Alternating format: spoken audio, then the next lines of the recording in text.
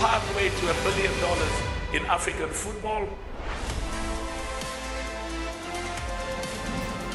The requirements of African football can only be achieved when all of us work together. And well, to tell us more about what we've just seen, let's put our hands together to welcome now the President of the Confederation of African Football, Dr. Patrice Motsepe.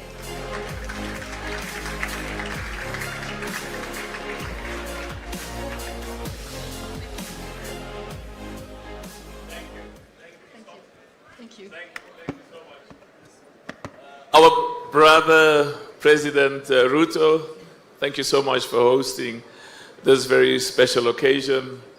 Mon frère, Président Macron, merci, good to see you. Président Faye, bonjour. We are talking another language now that's very close to Swahili. Just a few points. We've always known that African football players are amongst the most talented in the world. They've played in the best leagues in France, in Europe, and have performed amongst the very best. But, you know, we as a family got involved in football essentially through philanthropy. We've invested hundreds of billions of our own money as part of giving to the continent, the continent that has made us what we are. What is very exciting is that the partnership, and that's why your presence, President Macron, is so important, because it's not just about sports. We meet in Davos every year, and there are billions and billions of dollars of partnership between France and Africa. Your country has got some of the most outstanding business companies in the world, and that's why to partner with President Ruto, to partner with Africa in business, in trade and investment, enormously important. But let's talk about football. 2.5 billion people watched the AFCON in Morocco. 6.2 billion digital views, which means billions of people worldwide were interacting and viewing what was going on in Morocco. 180 countries throughout the world were watching the AFCON in Morocco. The Moroccan economy benefited approximately $2 billion,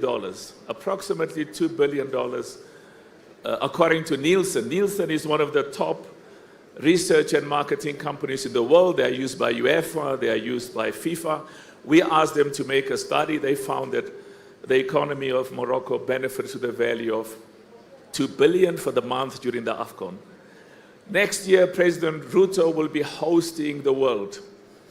He will be hosting the world, and we are going to host in Kenya, in Tanzania, in Uganda, the most successful AFCON in the history of this competition. We expect that the enormous contribution of business, of sports, of football, to job creation, to provision of skills and expertise, but also to pride and bringing people together. We will all be here, and President Macron will be here. I'll see President Macron in America when France plays Senegal.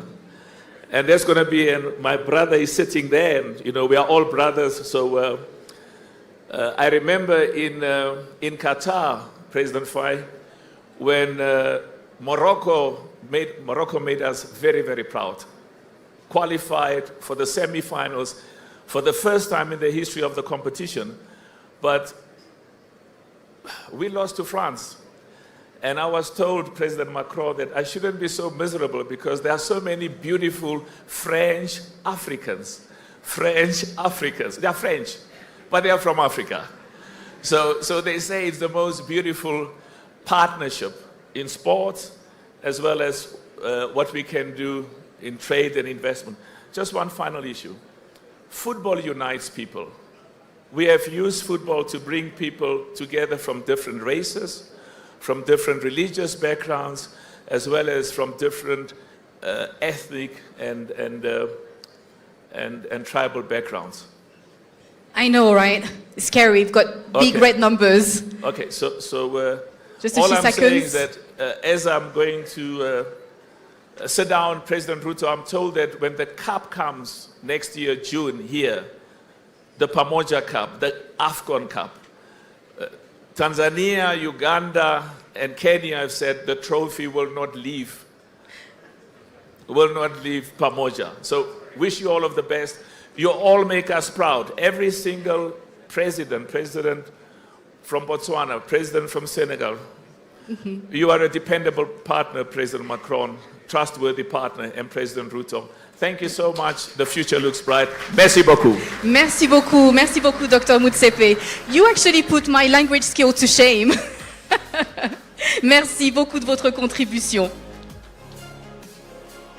Well, distinguished guests, excellencies, we've come to the final whistle, I want to say, of our journey today. Let's please all rise, put our hands together to welcome on stage our excellencies here today, please. A big round of applause for our presidents. Please come and join me on the stage.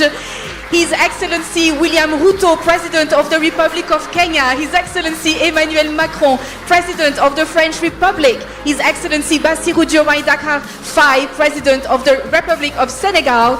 And His Excellency Duma Boko, President of the Republic of Botswana. Thank you all.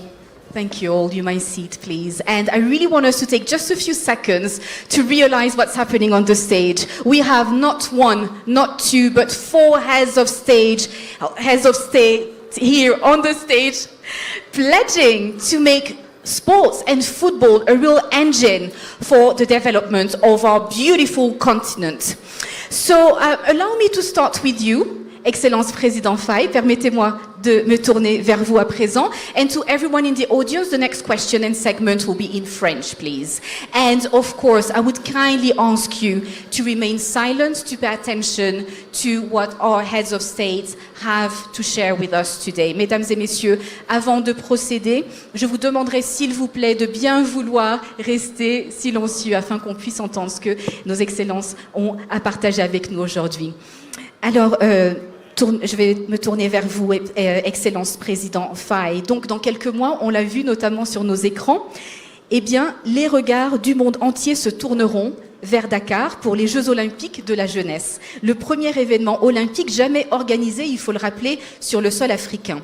Alors, on a vu dans cette vidéo que le Sénégal se prépare, et il se prépare bien, mais j'aimerais l'entendre directement de vous, s'il vous plaît. Qu'est-ce que cela signifie pour tout jeune Africain, pas seulement pour un jeune Sénégalais, mais pour tous nos jeunes frères et sœurs qui sont à travers le monde et qui voient donc les anneaux olympiques qui vont se hisser au-dessus de Dakar. Et au-delà de l'événement, qu'est-ce qui restera? Quel héritage durable êtes-vous en train de construire? Merci beaucoup, madame. Je voudrais d'abord remercier le président Ruto pour son accueil et son hospitalité envers moi-même et ma délégation depuis notre arrivée. Le féliciter et féliciter le président Macron pour avoir initié ce panel autour du sport et du développement. Vous l'avez relevé, l'année 2026 a été pour le Sénégal une année spéciale. Nous l'avons quand même démarré avec un titre de champion d'Afrique que nous entendons.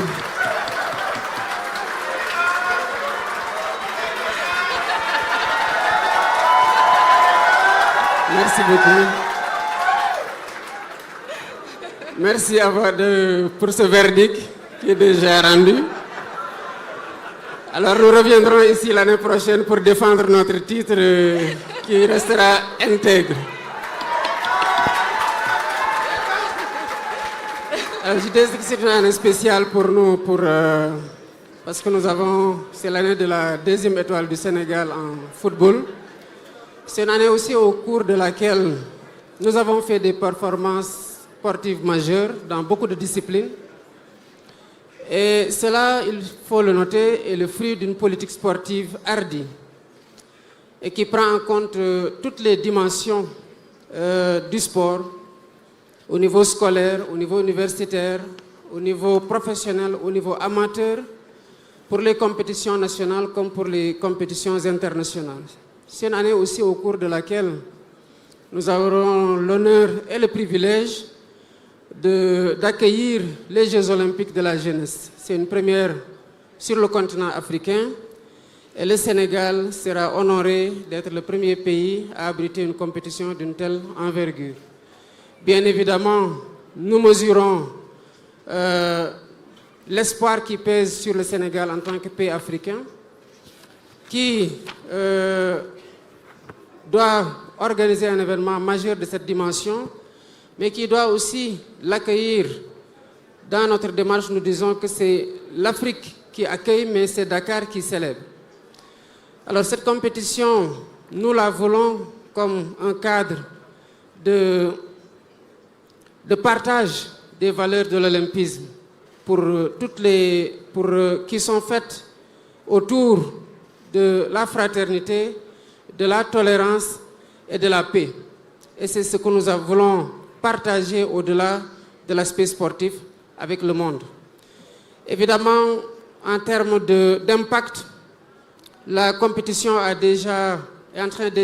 n'est pas encore arrivée, mais les investissements en matière de rénovation d'infrastructures sportives, de construction, et surtout par rapport à l'option que nous avons prise de les décentraliser au niveau des communes pour démocratiser la pratique sportive, va contribuer déjà à socialiser davantage, à renforcer la cohésion sociale et à permettre à ce que chacun puisse pratiquer le sport qu'il veut, où qu'il soit, à l'intérieur du pays. Donc sur le plan des impacts, nous pouvons déjà noter ça. Et aujourd'hui, les chantiers qui sont en train d'être menés, quand on prend les ouvriers, on prend ceux qui ont en charge l'encadrement, c'est près de 132 000 personnes qui sont déjà mobilisées. Et sur l'héritage, donc, on aura un héritage infrastructurel, mais aussi un héritage par rapport à un savoir-faire qui sera acquis en collaboration avec l'ensemble des partenariats que nous avons noués autour de l'organisation de cet événement. Et j'en profite pour remercier le président Macron pour leur parfaite collaboration dans l'organisation des JOJ sur le volet sécuritaire et sur d'autres plans. Alors, nous appelons toutes les populations africaines, particulièrement les jeunes et les femmes, à venir accueillir cet événement africain, le célébrer à Dakar. Et j'en profite aussi pour inviter tout le monde à cette fête sportive africaine, mais aussi mondiale, et réaffirmer notre engagement à abriter le deuxième sommet, après celui de Paris en 2024, le sommet sur le financement durable du sport. Et ce sera à Dakar, en prélude des JOJ 2026. Merci beaucoup, Excellence. Jeff. Tous les yeux seront rivés vers le pays de la Teranga. Merci beaucoup de votre contribution. Allow me to speak in English now again. To turn to you, Excellence, your leadership at a time when the world is looking at Botswana as a hub for innovation and stability. We know that sport is a massive soft power tool. And so can you tell us, how can your country use its success on the track, I want to say, to unlock new off-field opportunities as well for our youth and our communities? Well, thank you very much. Let me begin by acknowledging His Excellency the President of Kenya and the host of the summit, recognize President Macron, co-host, recognize my good friend and brother, Diomaye Faye, President of the Republic of Senegal. How I wish this were a relay race, because then we would deploy the blistering pace, the vitality of the Republic of Botswana, the champions. But let me thank all of my colleagues here for being here, and thank President Ruto for his hospitality and generosity since we arrived here. Africa stands at a defining moment. We recognize across our continent that sport is no longer merely a recreational activity or entertainment platform. It is a unifying force, and more importantly, it's an investment opportunity that can unlock employment, tourism, infrastructure, development, youth empowerment, and regional integration. We've seen in Botswana fairly recently, a few days ago, you saw one of the most awesome spectacles of athletics leading to breaking records, personal bests, championship record times. All these took place in Botswana. You also saw, for the first time and in the most amazing fashion, that Botswana, the world's largest producer of diamonds by value, introduced something spectacularly different and embedded in the medals that were given to the successful athletes, the natural diamond. We made a statement with that. We signaled to the world, firstly, that the natural diamond carries stories, carries epic memories. It's about lives and livelihoods of real people. That infrastructure has been developed from this resource and will continue to be developed. And so sport has helped us to make plain to the world the spectacular achievements that can be made through sport and through proper utilization of the mineral wealth of any and every country. We are grateful that we are here today. We look forward to creating partnerships. We have President Motsepe here, who knows and who saw that towards the end of the contest that we held in Botswana, there were two vicious competitors, brothers towards Botswana and South Africa, and they pushed each other hard, as we always do in sport. We support each other, we collaborate with each other, we challenge each other, we push each other hard to achieve the highest standards of excellence in the different sporting codes. And we saw that between Botswana and South Africa. They deployed their very best.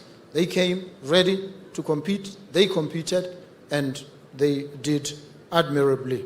So we are grateful for all these, and we look forward to more, and we say to all of you, if you want world records to be broken, you want to feel the vibe, the funk of sport, and the unity that it brings, make sure most of your activities are held in Botswana. Thank you very much. Thank you so much. Is that an invitation, Excellency, to Botswana? Is that an invitation, Excellency, President Boko, to Botswana? Oh, well. Is this an invitation to Botswana? Okay, it's well noted. Yeah, so we're going to now we're going to Kigali, and now we're going to Botswana as well. Thank you so much. Excellence, Président Macron, permettez-moi de me tourner vers vous à présent, parce que vous avez fait du sport un des piliers du renouvellement entre l'Afrique et la France. Alors aujourd'hui, nous voyons cette ambition se concrétiser à travers la mobilisation croissante du secteur privé. Quel message souhaitez-vous envoyer à l'ensemble des acteurs réunis aujourd'hui? Merci beaucoup. Merci, je veux remercier à nouveau le président William Ruto pour son accueil. Et mes chers amis et collègues, présidents du Sénégal et du Botswana, d'être avec nous aujourd'hui. Et merci, Mokhtar et Patrice, pour vos présentations à l'instant. Mais vous l'avez parfaitement dit, d'abord, on est au bon moment, au bon endroit. Et c'est important de se le dire. Le Kenya est un grand pays de sport. Je crois que... C'est vrai. Kipchoge et Nsawe... C'est quand même le pays où on court le marathon en moins de 2 heures. C'est une bonne référence. et grand pays donc à la fois de marathon, de courses d'endurance, mais aussi de football, de rugby à 7. Et le continent africain est un grand continent de sport. Et je crois que ça vient d'être rappelé, mais il faut avoir quand même à l'esprit que 2026, les Jeux olympiques de la jeunesse au Sénégal, 2028, la CAN, donc dans cette région Kenya, Tanzanie, Ouganda, ça a été rappelé, et 2030, la Coupe du Monde en Méditerranée, avec le Maroc qui sera partie prenante. Il n'y a pas un continent qui est autant exposé à des grands événements sportifs que le continent africain dans les années à venir, et qui a d'ores et déjà autant d'athlètes, et ça a été dit, Patrice et Mactar l'ont rappelé tout à l'heure aussi, quand on parle des grands champions souvent européens, on parle de grands champions qui ont des racines, des origines qui sont partagées entre le continent africain et la France. Quand on parle des footballeurs, c'est extraordinaire, c'est une chance. Et on a même parfois exporté nos sélectionneurs sur le continent africain. Claude est là avec moi dans ce déplacement. Il a fait rêver pas mal de générations. Et le président tout à l'heure l'a honoré. Donc, moi ce que je veux dire, pourquoi c'est très important ce qu'on fait là? D'abord, ça a été rappelé, c'est une question d'éducation. Partout où on aide à développer le sport, au-delà des grandes compétitions, et c'est pour ça que nos Jeux olympiques de la jeunesse au Sénégal sont si importants, on donne de la capacité d'émancipation et d'éducation à nos jeunes. On l'a mis au cœur de notre stratégie en France, mais c'est ce qu'on veut pour le continent africain. Parce qu'on apprend à des jeunes les règles, la discipline d'un sport. On leur apprend à être ensemble. On leur donne de la confiance en eux. Parce qu'on leur permet justement d'exploiter des talents. Un jeune qui est super bon en marathon ou en course, c'est des talents qui vont être reconnus. Il n'a pas forcément les mêmes talents sur le plan académique, mais ça élargit justement les choses. Ça permet de reconnaître ses capacités et nos universités après le reconnaissent. Et ça permet d'attirer beaucoup de jeunes qui s'écartaient de l'école vers l'école, puis des emplois. Et enfin, c'est un formidable levier en matière de santé. Il y aura une table ronde aussi en matière de santé demain au niveau des leaders. C'est-à-dire c'est la meilleure politique de prévention, le sport. Et aujourd'hui, un des fléaux, plutôt dans les pays les plus riches, qui rôdent, mais c'est vrai aussi dans plusieurs pays africains en raison des modalités de nutrition, un des fléaux pour nos ados et nos jeunes adultes, c'est l'obésité. La meilleure prévention, ce n'est pas l'industrie pharmaceutique qui la donne, c'est le sport. Donc première chose, sport et jeunesse. Et c'est une politique d'investissement dont les retombées positives pour nos pays, nos sociétés sont énormes. La deuxième chose, c'est une politique d'infrastructure. Et ça a été très bien rappelé, c'est que si on veut développer le sport, au-delà de tout ce qui a été dit, il faut des infrastructures et donc c'est une politique de développement. On était ce matin, on parlait d'intelligence artificielle. Hier, on était avec le président, on parlait d'énergie, de transport. Le sport, pareil, c'est un domaine d'investissement en termes d'infrastructure. On ne peut pas réussir en sport, Martin l'a rappelé, s'il n'y a pas des terrains de basket, même de basket à 3, s'il n'y a pas un minimum de pistes d'athlétisme, s'il n'y a pas des terrains de foot, s'il n'y a pas des terrains de rugby. Et donc, c'est un formidable levier d'investissement pour le continent africain et ses partenaires, parce qu'il y a besoin de ces investissements-là et de le faire avec les grandes fédérations.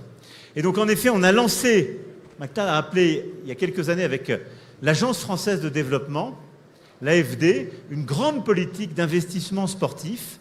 On a eu plus de 400 projets qui ont été développés par l'AFD dans 50 pays.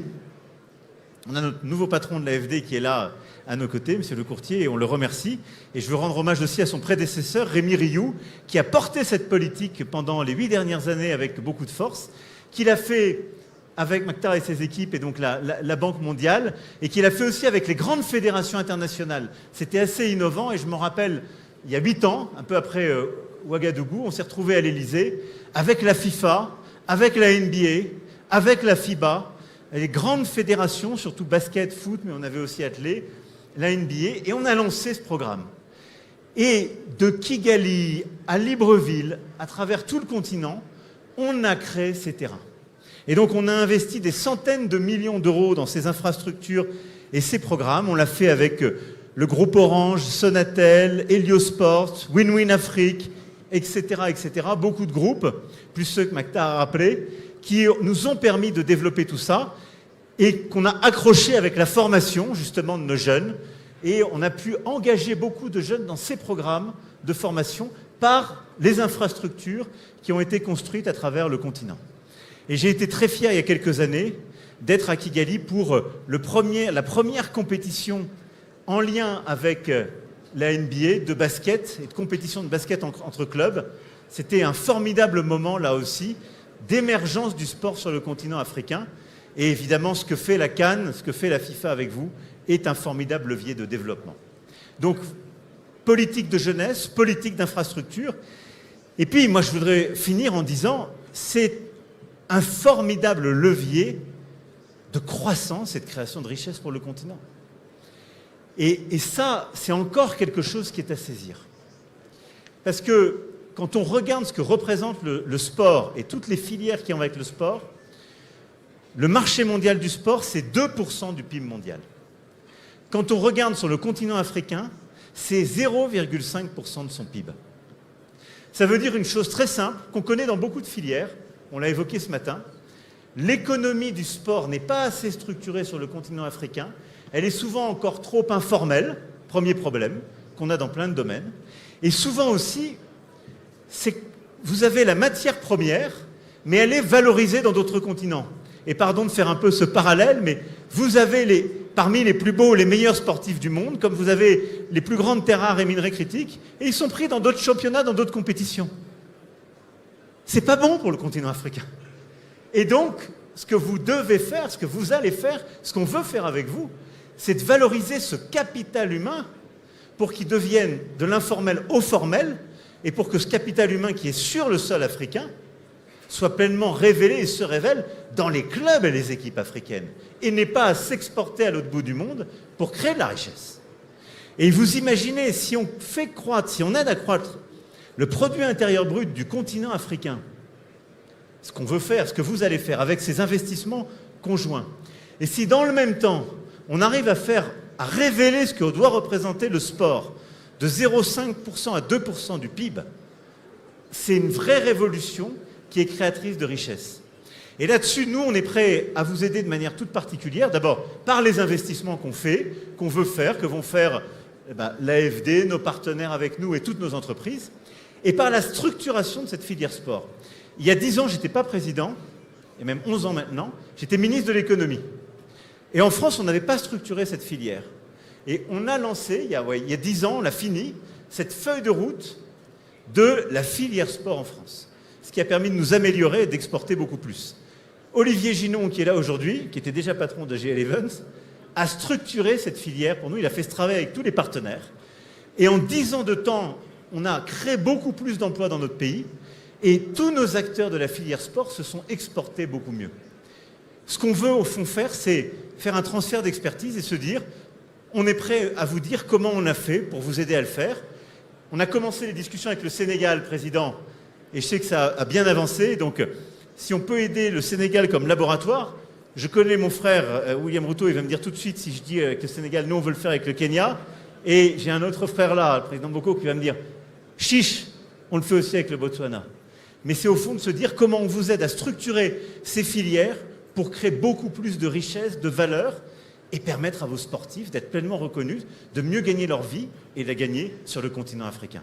Voilà ma conviction. Donc, au fond, le sport, c'est au croisement de l'éducation, de la santé et de la croissance. Donc, il faut y aller à fond. On y va à fond. Le message est vraiment passé, and the time is absolutely now. So, like His Excellency President Macron just said, when we invest in sport, we invest in people. When we invest in people, we invest in our future. Thank you very much. And to conclude, allow me to now turn to you, Your Excellency President Ruto, because we've mentioned it, we are really, really standing in the home of sports legend. Earlier today, we had Eliud Kipchoge right here on the stage. We've seen, and I live in London, we've seen what Sebastian Sawe accomplished just a few days ago. But I want to say as well that your country breaks many records, notably in tech and finance. This is the home of M-Pesa as well. We've got equity, we've got KCB. They're helping millions of customers every year. So I want to ask you, Excellency, can we make sport as powerful an economic engine as tech and finance? And what is your commitment to making this transition a reality? Thank you very much. President Macron, my good brother Boko, President of Botswana, President Faye, friends. Good afternoon, or is it good evening, and welcome to the Nairobi University. Just so that you know, Nairobi University is my alma mater. I came here first day, 14th of July 1987. I stepped in those grounds there and registered myself as a student here. I have been a student ever since. I did my undergrad here, I did my postgraduate here, I did my PhD here, and therefore this is home. So welcome home to all of you who are coming here. Secondly, I had Mokhtar. He said he played for his country. Mokhtar, I didn't make it to play for my country, but I was in the volleyball team of Nairobi University. So I tried. But I am greatly honored to join you for this very important dialogue on the commercialization of sports and its growing to drive economic transformation, innovation, and opportunity across our continent, not just in Kenya. Africa today is the youngest continent on earth. More than 1 billion Africans are below the age of 35. That is not simply a statistic. It is a historic opportunity. An opportunity to build one of the world's most dynamic sports economies. And I'm happy that we are discussing sports and money and economies. An opportunity to turn talent into enterprise, passion into prosperity, and potential into real power. Sports can no longer be viewed merely as a recreation or for competition purposes. Today, President Macron in the morning went for a competition with Eliud Kipchoge. He didn't. I lost. And by the way, I have heard Boko, and he said correctly that if you want relay, please find your way to Botswana. And if you want good football, find your way to Senegal. But if you want real good, international, world-class athletics, this is the place where history is made. This is the place where the first man on earth has run marathon under 2 hours. Sebastian, we're very proud of Sebastian Sawe. I mean, a man who went to school in a school, primary school called Jeukta Primary School. Many of you will not know where Jeukta is, but he has made history. Today, sports is industry. Sports is infrastructure. Sports is investment. Sports is culture, diplomacy, technology, tourism, and of course, jobs.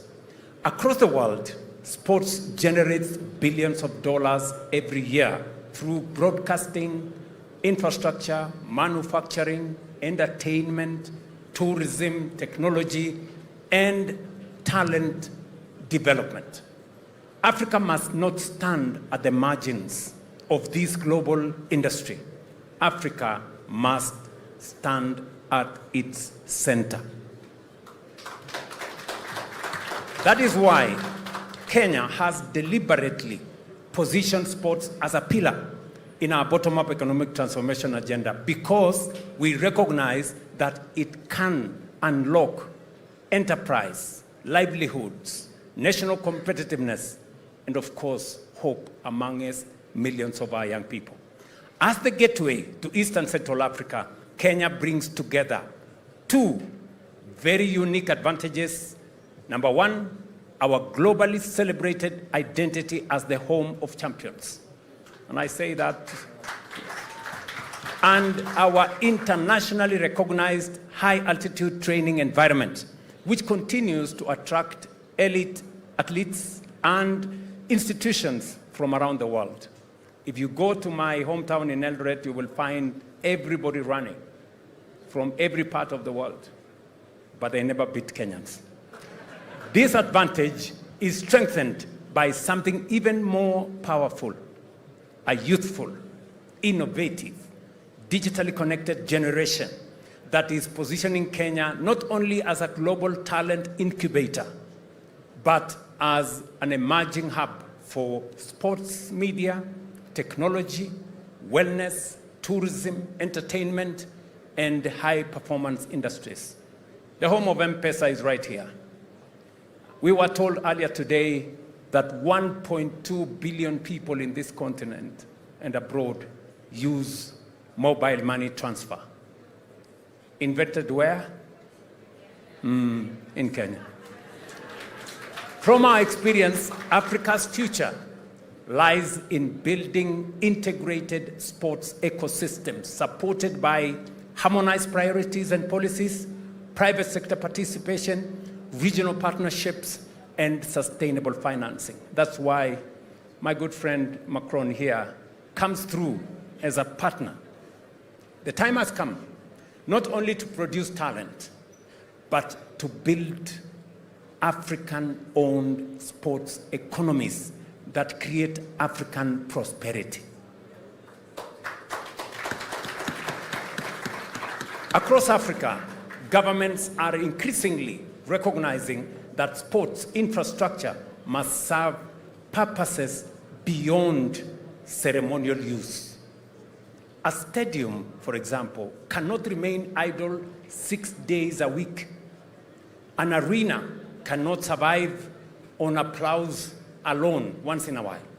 A modern sports infrastructure must function as an integrated commercial ecosystem, bringing together sports, hospitality, retail, media production, conferencing, recreation, and digital broadcasting while generating revenue, attracting investment, creating jobs, and stimulating economies.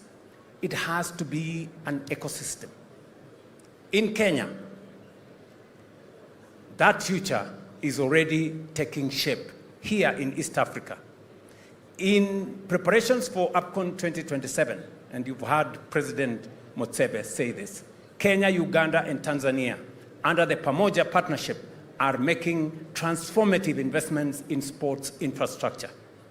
Right here in Nairobi, we are developing the Talanta Sports City, not stadium, city, anchored by the world-class Raila Odinga Sports Stadium, alongside state-of-the-art training facilities, hospitality, infrastructure, commercial spaces, including media production centers and smart mobility systems.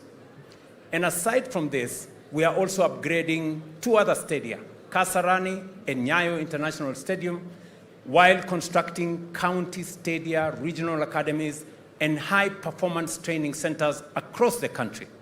My good friend Motsepe came to sign off on some of our infrastructure projects that we are developing to facilitate the hosting of AFCON. And apart from these 3 I have mentioned, we are building another 27 stadia across Kenya.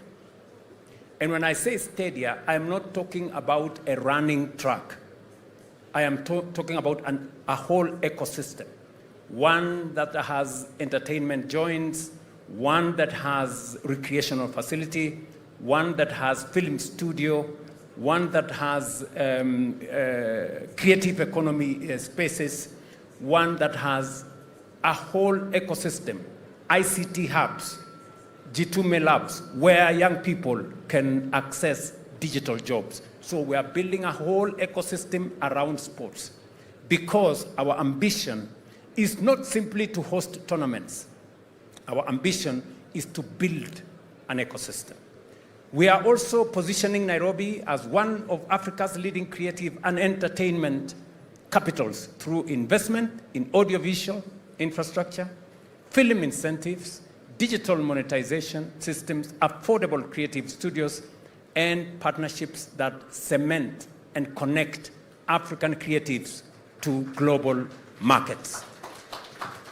Let me conclude this by saying we are also advancing this vision.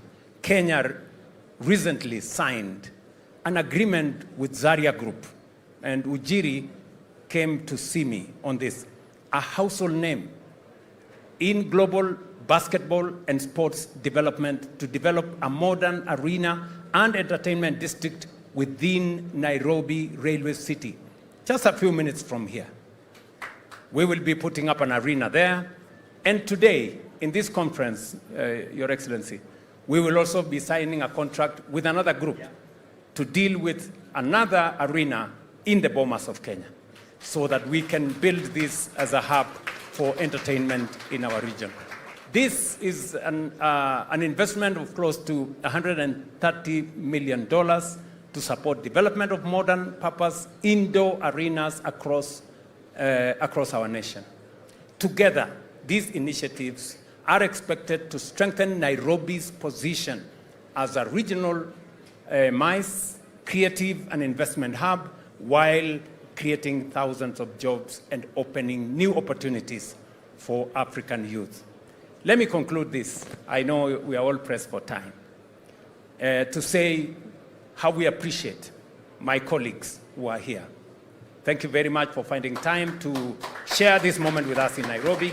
You can count on our support, you can count on our goodwill, and we are going to continue to build spaces that will make sure that we take this forward in the coming weeks. I was very impressed to see the numbers that Mosepe said. 2.5 billion people watched AFCON in Morocco. Did you mean Morocco or Kenya? So what do you estimate Kenya to be? So we are waiting. 6.9, 6.1 billion, 4.2 billion, digital followers. So we are looking forward to that next year, right here in Nairobi, as we share the moment with our sister countries, Tanzania and Uganda. Thank you very much.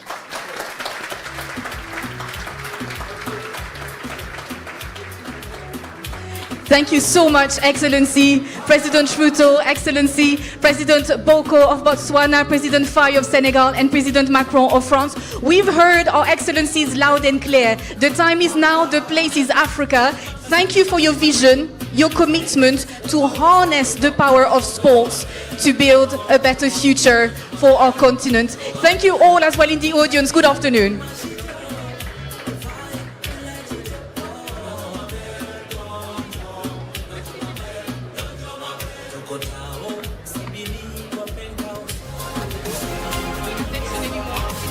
Thank you so much.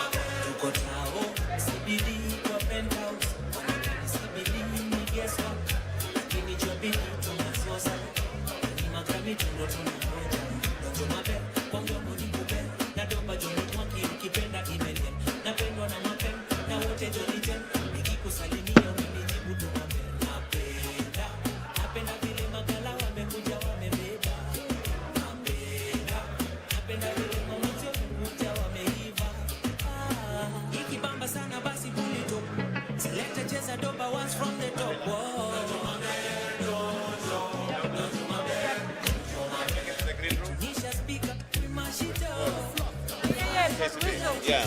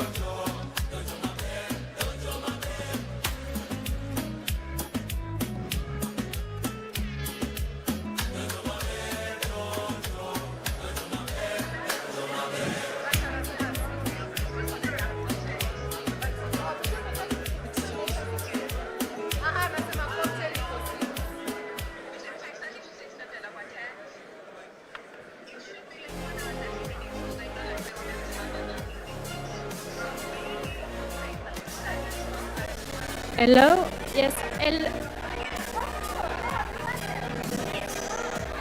hello everyone, the main stage is going to continue, so please, could you leave or take a seat? Thank you.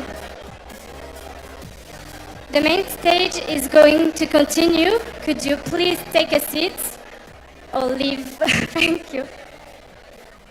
The main stage is going to continue, please take a seat or leave the space. Ok. C'est pas grave, on va faire ça. Attends, il y a mon portable.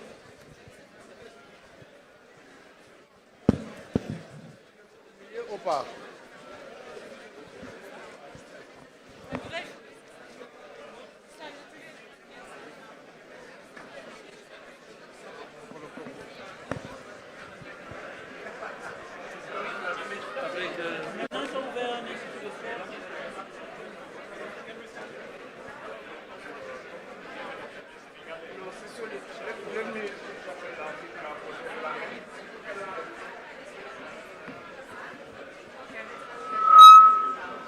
Oui, il est parti. C'est moi.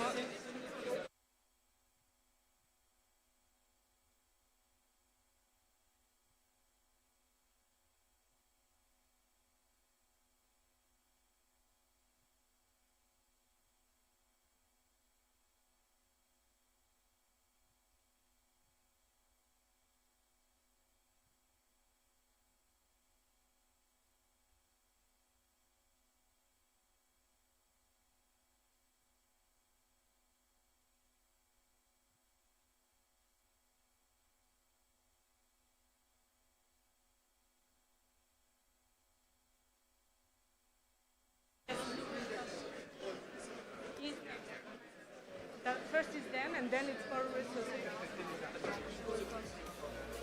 Okay.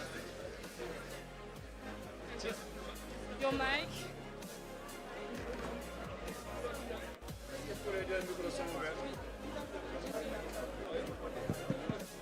Parlez directement dans le micro. Vous avez le timer. Ok. Ok. C'est ok?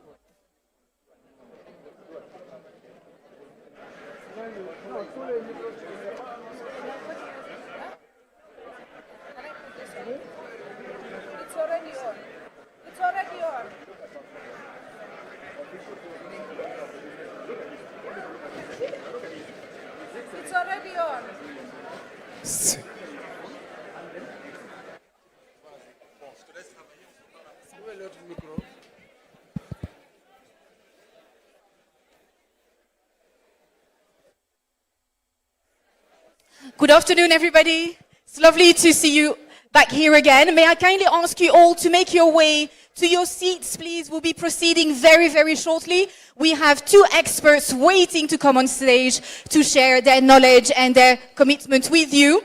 Mesdames et messieurs, je vous prierai, s'il vous plaît, de bien vouloir prendre place, car nous allons recevoir dans quelques instants deux de nos prochains speakers.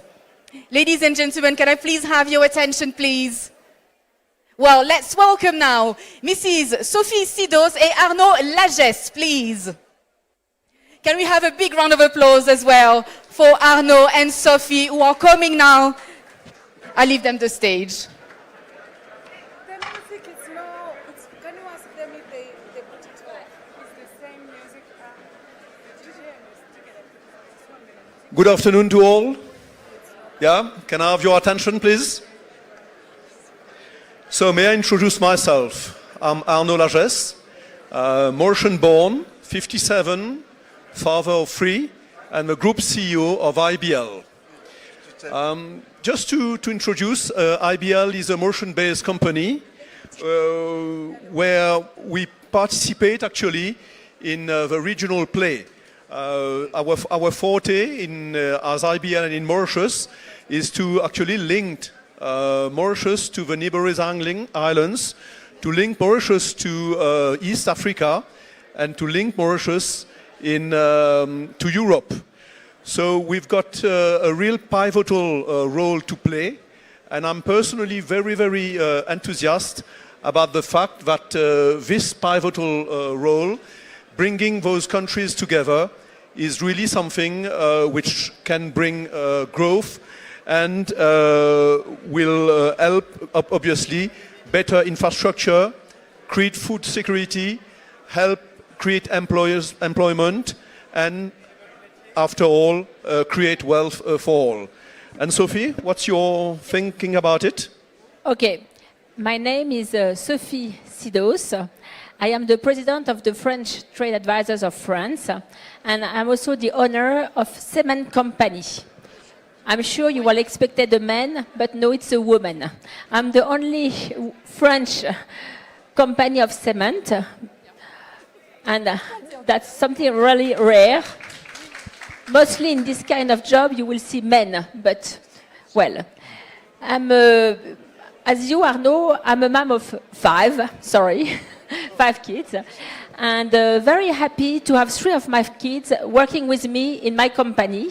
And it's going to be my oldest kid, Eleanor, which is going to take my place in 4 or 5 years. Okay, now, if I speak very quickly about my company, I am in 12 different countries. I have around 11,000 people working for me, and I'm in Senegal since 1999. Senegal, where I built the biggest plant in my company. Then after I've been in Mali and in Mauritania. I'm very proud to have made this big investment in Africa. Why in Africa? Because when you make investment in cement, it's not for one day, it's for a minimum of 100 years. Then when I make investments, it's not for me, it's not for my child, it's for my grandchildren. And I'm happy to be with Arnaud today, because both we are a family company. That means when we do something, it's because we trust on our people. And why we want to be in Africa? Arnaud, that's your turn. What you want to be in Africa?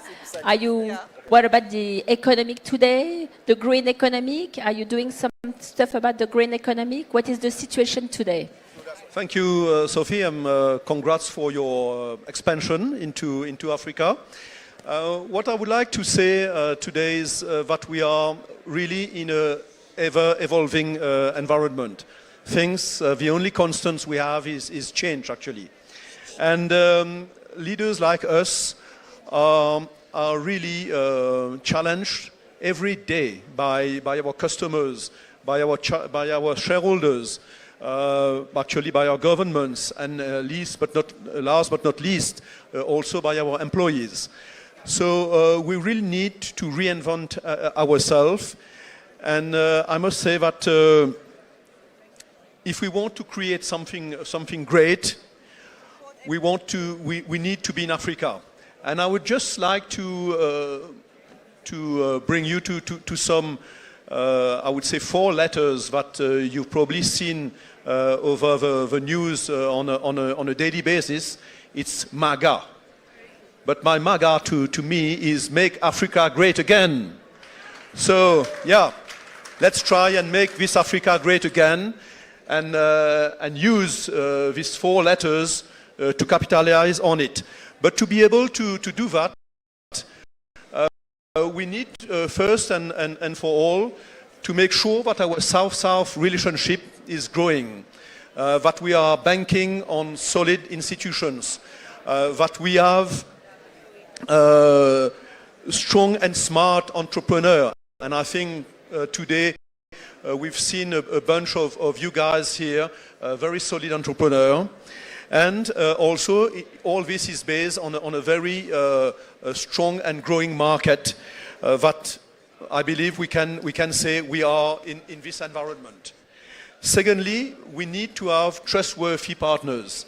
And those partners can come obviously from neighboring countries, but also can come from Europe.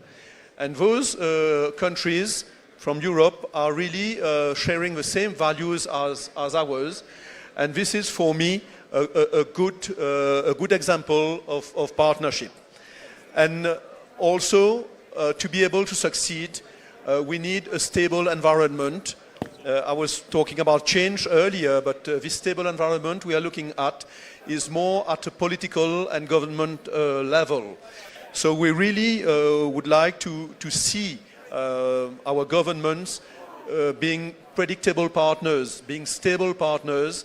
And we know that also there's some ups and downs in those democracy, but after all, I think we are evolving in a very conducive environment to be able to succeed. So this is where we want to be. To recap, to have a real partnership between our countries, to leverage on European partners, and to have a very solid government bringing us together. In my company, as my minister Jean-Noël Barrot said, I want to be rich, I want to be famous. I'm not rich because my granddaddy invented cement in 1817, but he gave his invention to all over the planet. That's why you have also cement here. But I am famous because my name is on the Eiffel Tower. That's for the life. And now my new goal is to decarbonize a cement plant, and we are able to decarbonize. How we can do that? We have to do that all together with African people, because that's where we are going to have more people in the year coming. That's what we want to do, and we want to do with all of your company to help people to have a better air and to be able to have a quality, a decarbonized cement. Also with the conseiller du commerce, the CCE, the French Trade Advisors of France, we represent 5,000 CEOs of different companies all over the world. And I'm very proud to have my president of Kenya here, Suliya Sumenan, which is here, stand up to say hi to everyone. And very proud to have 12 different presidents of committees from Africa. Here, she's here, sorry. To have 12 different presidents from all over the world, especially from Africa. What I want to do is I want you to exchange your cards, to know better who is your neighbor, and to work with different person. We have to change the habitude and to work with French company, with African company, all together. So, Sophie, I think this is exactly what we are all looking for here. I think when I sold to my board a couple of years ago why we should go outside Mauritius and why we should try and conquer those markets, it was because on a small island like Mauritius, the market is small. Turning here is more than 250 million consumers. It's about being able to export, to find lots of talent, and obviously your idea of looking to your left and to your right and to try to move forward in a, I would say, simple and only goal is to create value for all the stakeholders. So thank you very much for your attention, and please, Sophie, for you to conclude. Thank you, BPI, because now I know Arnaud, and we are going to make work together. And my last word for all of you will be Pamoja twende kazi. That means all work together right now. Thank you. Thank you.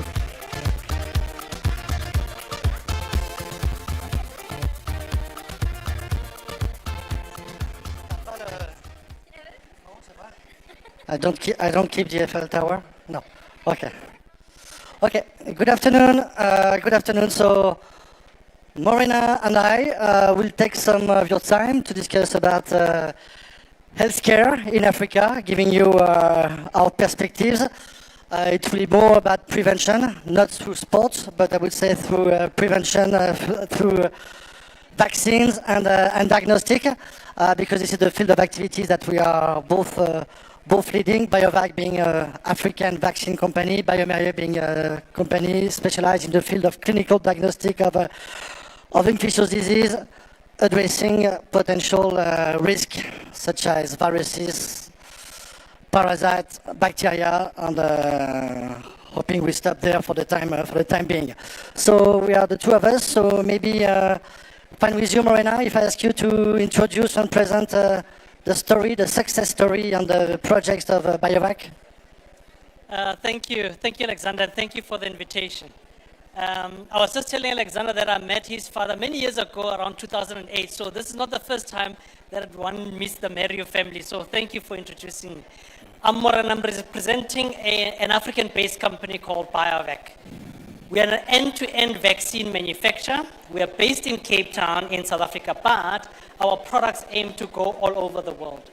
I think it's easy for me to now talk about vaccines now that many of you know about it post-COVID, but essentially it's important that we bring such particular infrastructure not only to the south for where we are, but we need some in the east and we need some also in the west, including the north of Africa.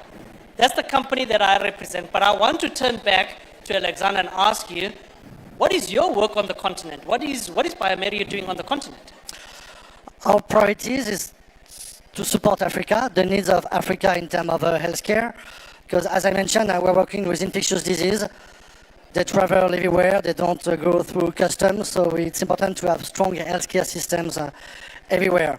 And we believe diagnostic can be a key weapon. First, to fight, to prepare against potential pandemic. And there is a big topic which is worldwide, but which has the potential to hit strong Africa, which is antimicrobial resistance, which, if nothing is done, can kill more than cancers in 2050.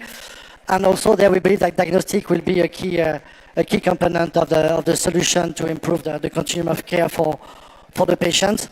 And other topic for me, we are also here to learn through some African initiatives. I don't think some countries will need to reinvent some models who don't work, can be bankrupt. So I believe there will be a lot of innovation coming from Africa and also coming from digital initiatives. And if I may, maybe it's my turn also to ask you. We talk about previous pandemic. We hope there won't be again. But tell me, maybe from an African BioVac perspective, the last pandemic, how has it changed the landscape and your ambition? So when COVID-19 hit, only 1% of vaccines were produced on the continent. Today, unfortunately, still 1% is produced on the continent. But why is there a difference between then and now? So there's a lot of political momentum. We are gathering a lot of funding momentum. The regulators are coming, but the difference is that since COVID-19, we've been building the capability as African vaccine manufacturers. It takes a long time to build that capability before you actually see a product go through. But that's what we've been doing, Alexander. We've been building the actual infrastructure. We've been working with regulators to smooth the process. We've been working with the likes of UNICEF and Gavi to shape the market, to make it more favorable to the likes of Africa. And ultimately, you can't do anything without funding. This is quite important, and when I talk about it, it's not only from my perspective as BioVac, but this is what our counterparts all over the continent are trying to do by building this various capability so that we can be able to grow and learn and be quite big. But what is interesting me about this particular phenomenon, Alexander, is that you're in the diagnostic business, we are in the preventive business, we are in human health, but there's also another side that is not human. There was a One Health conference that was held in April.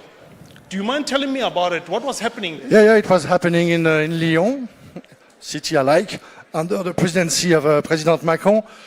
And in fact, One Health, it's the concept, but that's back to the basic, in fact. To protect ourselves, we need to protect the environment, we need to protect human health, animal health, through vaccines, through diagnostics, through cure. And I believe this is an old Pasteurian concept which makes a lot of sense today, since we are surrounded with risk of zoonosis, climate change, many, many things. And I think what plays a role is to make sure we have a holistic approach around public health, around One Health. And again, and maybe that will be the last question, it will be for you. What plays a key role in our space is innovation and technology. So maybe can you tell us what is cooking in your area? Because I know sometimes vaccine in some part of the world today, they are a bit challenged, but for me that's the best way to prevent infections and protect population. So can you tell us a few words around innovation, what is cooking? So, Alexander, when people talk about innovation and when people talk about biotechnology, they often look at the US, they look at Europe, they even look at China, and they say that's where innovation and biotechnology is. Africa is never associated with sophistication. It's never associated with biotechnology. One of the aims that we are trying to do in our company is to change that narrative so that biotechnology and innovation can take place on the continent.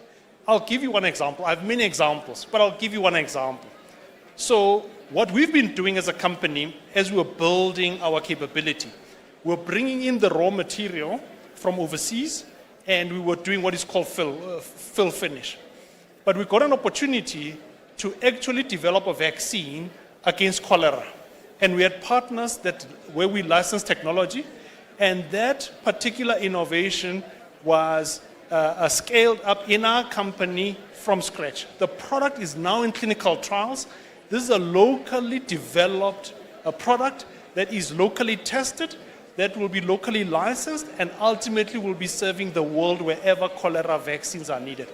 That is innovation biotechnology, and that is what we aim for on the Thank you very much. I believe strongly that accessible technologies can have a strong impact, whether it's in diagnostic, vaccine, or cure. So with this, we end up on time as scheduled. Thank you very much. Thank you. Thank you.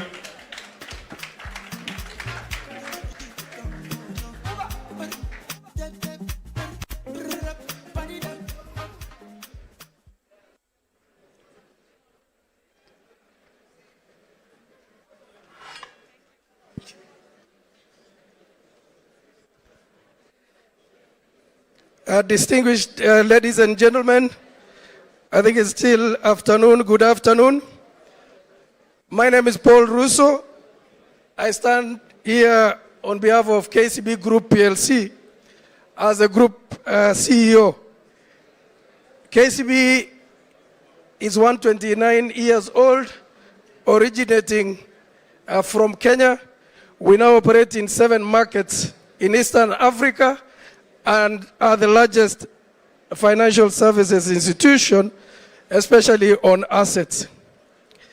Now, when I was asked to come in and say a few things, I thought about what should I say here. One, because the institution precedes many of us. And second is we're just agents of those institutions for the period that we serve. But as a leader, I thought about a few things to say here.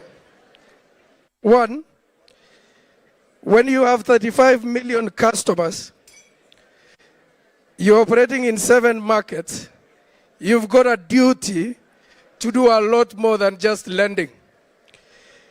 And that's who KCB is. Distinguished ladies and gentlemen, if you want a financial partner across Eastern Africa, you don't need to look elsewhere. However, in operating in those 7 markets, we've learned that we are actually living in very interesting times. The world is obviously, and we've heard this before, increasingly interconnected, complex, and rapidly evolving. The economic, political, technological, and social developments are giving us immediate implications across markets and industries. I think many a times we never saw the impact of the Middle East conflict, but now we are feeling it. But I have a challenge for every single individual that is here. Are you a builder or are you a breaker? Are you a partner or an opponent? Are you a solo ranger or a collaborator? Are you an individual or you work in a collective? Are you of short-termism or are you of long-term sustainability? It isn't about institutions, but those of us in leadership positions must be able to answer those questions. As a leader, as I lead this institution, I long made a decision that I'm going to play for the long term and I'm going to enable our customers. I believe that the private sector must do more, and I believe that governments must give more space to the private sector to take lead. As I conclude, ladies and gentlemen, I wish to state that the world is undergoing one of the most significant economic and geopolitical realignments. As I said earlier on, some of us who operate in various markets know. Some of us have had more than 15 or so branches not opening for the last 24 months in Eastern DRC. It does affect all of us. For business leaders gathered here, these moments calls for courage, ambition, and long-term thinking.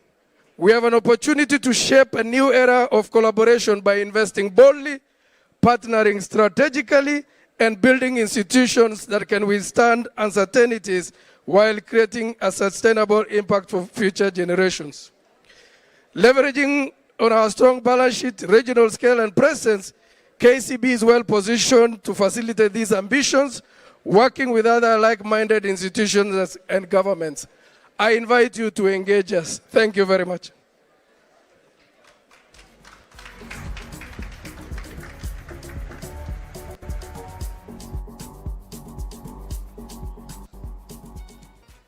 Distinguished ladies and gentlemen, I am Joseph Sieme Japon, Executive Chairman of Japon Group. I never developed or grew up in the boardroom. I grew up on the street of Accra, selling on the street, selling around stations, lorry stations, until God helped me. My mother gave me $3 as a seed capital, and today we have grown up to become a subsidiary of 76, now just one group of companies.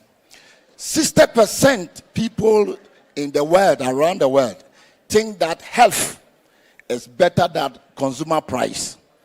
And what are they talking about? They are talking about the environment in the world. All of us here individually generate 0.6 kilogram of waste a day. Now we went for lunch, we ate breakfast. We never thought of where this waste have been going. Back 20 years in Ghana, there were floods, there were waste, there were issues around Accra. And what Jospon came around was to develop a concept that will have a sustainable financing in waste management. What Africa is lacking is sustainable financing in waste management. In Ghana, the government received $1.2 billion from the World Bank for waste management, but it yielded nothing because there was sustainable financing. What Jospon have developed is that we have developed a sustainable financing, an architecture that is very free from sovereign guarantees and other things from financing agencies. And that is what we have now unleashed to Africa. We are now operating in 29 countries. We can solve wastewater, solid waste, hazardous waste, medical waste, and we are one of the biggest waste management company in Africa. We humbly want to invite all partners to join us to solve this Africa issue of sanitation and waste management. Environmental issue is now an issue. There are climate, there are flooding, there are issues. Now, in Africa, Africa generates 244 million tons of waste daily, but only 4% is recycled. What is it talking about? It's talking about an opportunity. It's talking about opportunity in this space. And that is what we, Jospon, have developed equipment and a system. We have about 40 to 50 plants, including recycling, composting, solid waste, hazardous waste, in every form of waste. We have an academy that we train staff. We have a developmental system that we are developing people to see how best we support municipal governments. Municipal governments in Africa has this challenge of waste management. All over Africa, you go, you see of refuse and all other things that have become a challenge. Jospon has developed a system to solve this issue. And that's why we are here to discuss. We are humbly appealing to financial institutions here, development partners, say that let us all join to develop an African solution to African problem. The question is, why does Africa always look at having financing from development partners with a straight kind of adherence and compliance and issues attached to it? It becomes difficult. Now, when a country is looking for funding, you need sovereign guarantee. What Jospon developed, we don't need a sovereign guarantee. We will come in, see how best will help you. And so we are inviting all our neighbor African countries that what I believe as an African and as for this African forward is that Africa must define its solutions in its own terms, not in the terms of another person. Africa must define its solutions in its own terms. And we have African solution to African forward. So the African forward means that let us all come and co-invest as partners. Let us all see how best we can solve problems. And let us all see how best we can reignite ideas, innovation, and creativity. Now to the youth of Africa, this is your time.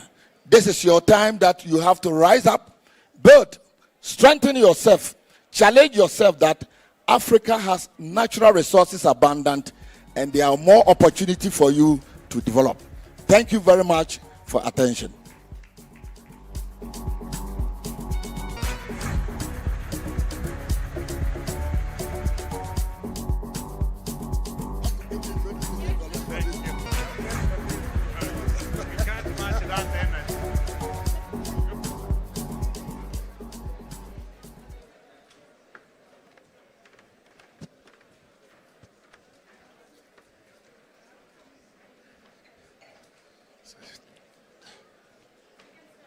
Very good. The story we are just about to tell you is about value addition and demystifying value addition.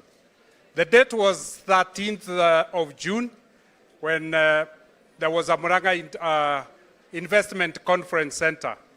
And we asked the president whether he could give us permission to create an industrial park based on the produce of Muranga so that it could answer to the investment. On 4th of July, the Equity Board and myself, we were in Champaign learning how we could add value to the produce of Murang'a. And he hosted us on 4th July. What had we come to do? Yeah, what a great moment. And actually this meeting was an eye-opening moment. At that occasion, James wanted to know how champagne could be sustainable and wealthy. And I shared with him a couple of the principles that had been created by the Champenois more than 100 years ago, not only to make money, but to share value among the producers and the traders. We quickly understood when we visited Champagne that there is knowledge and technical aspects of it. So instead of coming back to Kenya, we went to Sealad and said we want to understand the story of Champagne and how it was developed. So we had now understood we needed to put GI or geographical indicators for the Murang'a products. And Sealad then said it all starts with research. But we then were introduced to validity, and we went to see the tea produce of Murang'a, how it could be converted into a high premium indexed product other than a commodity. And then we came back and started the journey. Today, 8 months later, we have been able to create a legal framework for GI in country.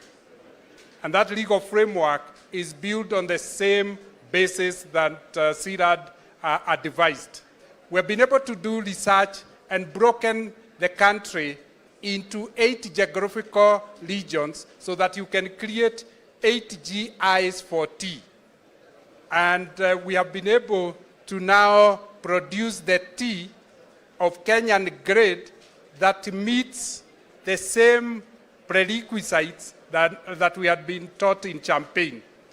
And tonight, State House in the State Dinner have chosen to match the offering with tea infusions from Kenya.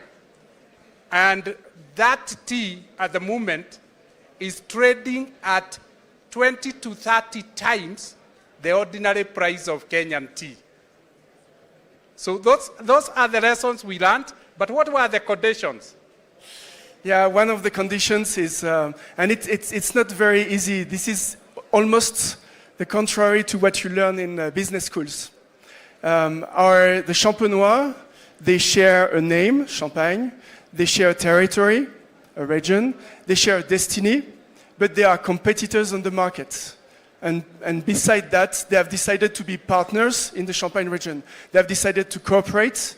They have decided to cooperate in order to organize their industry, in order to create the conditions to invest to prepare the future.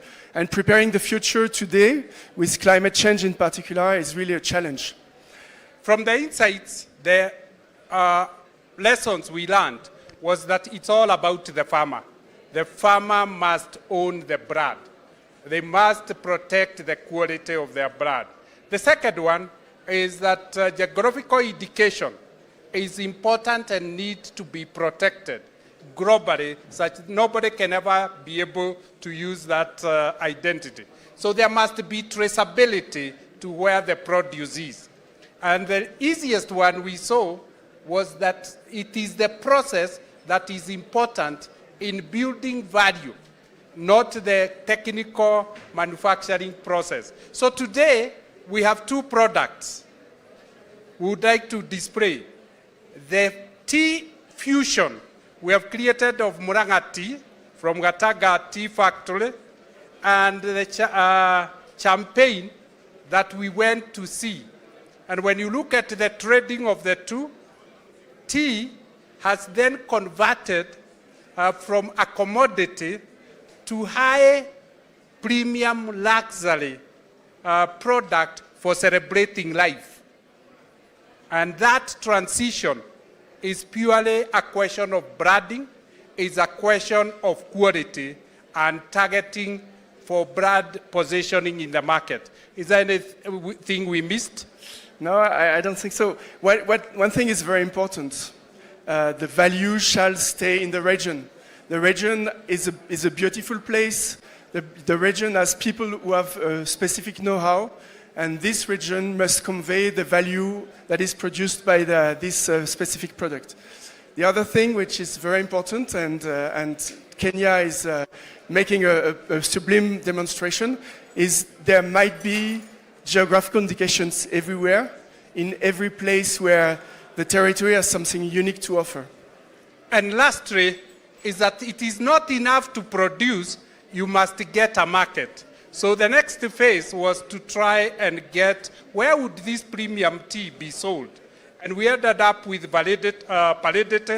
Paledete is the largest tea distributor in France and Europe, and they helped us to make that 16 brands of Kenyan tea and become the first one to introduce them to the market. So now we want to share with you one of the tea brands that we built that competes with champagne when it comes to matching food with the drinks. Over to you.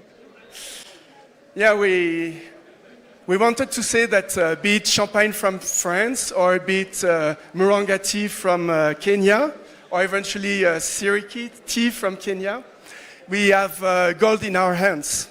We tell beautiful stories to our consumers. We convey value to our territories.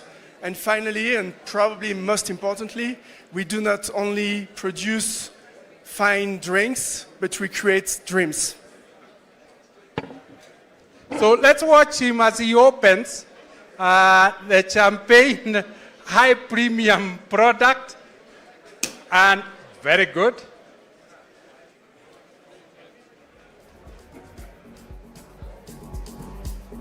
This is Muranga High Premium brand that is now competing with champagne, and we cheer and exchange.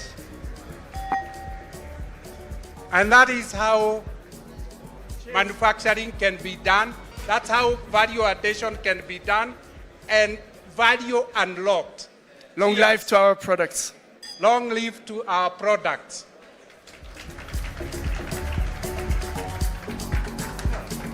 Beautiful. Now is the point. The parting shot. The what? The parting shot of what you wanted to the toasting word. Yeah, I said it. We thank you most sincerely for giving us a chance to demystify value addition. Thank you very much. Thank you very much.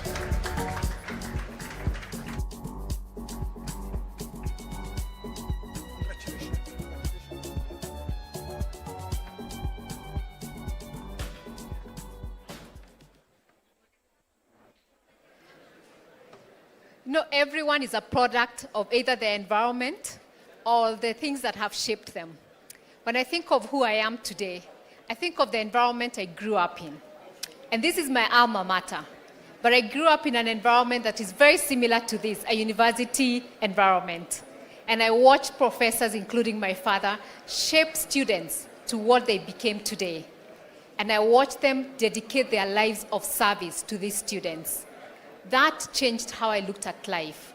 I come also from a family that believes in unity.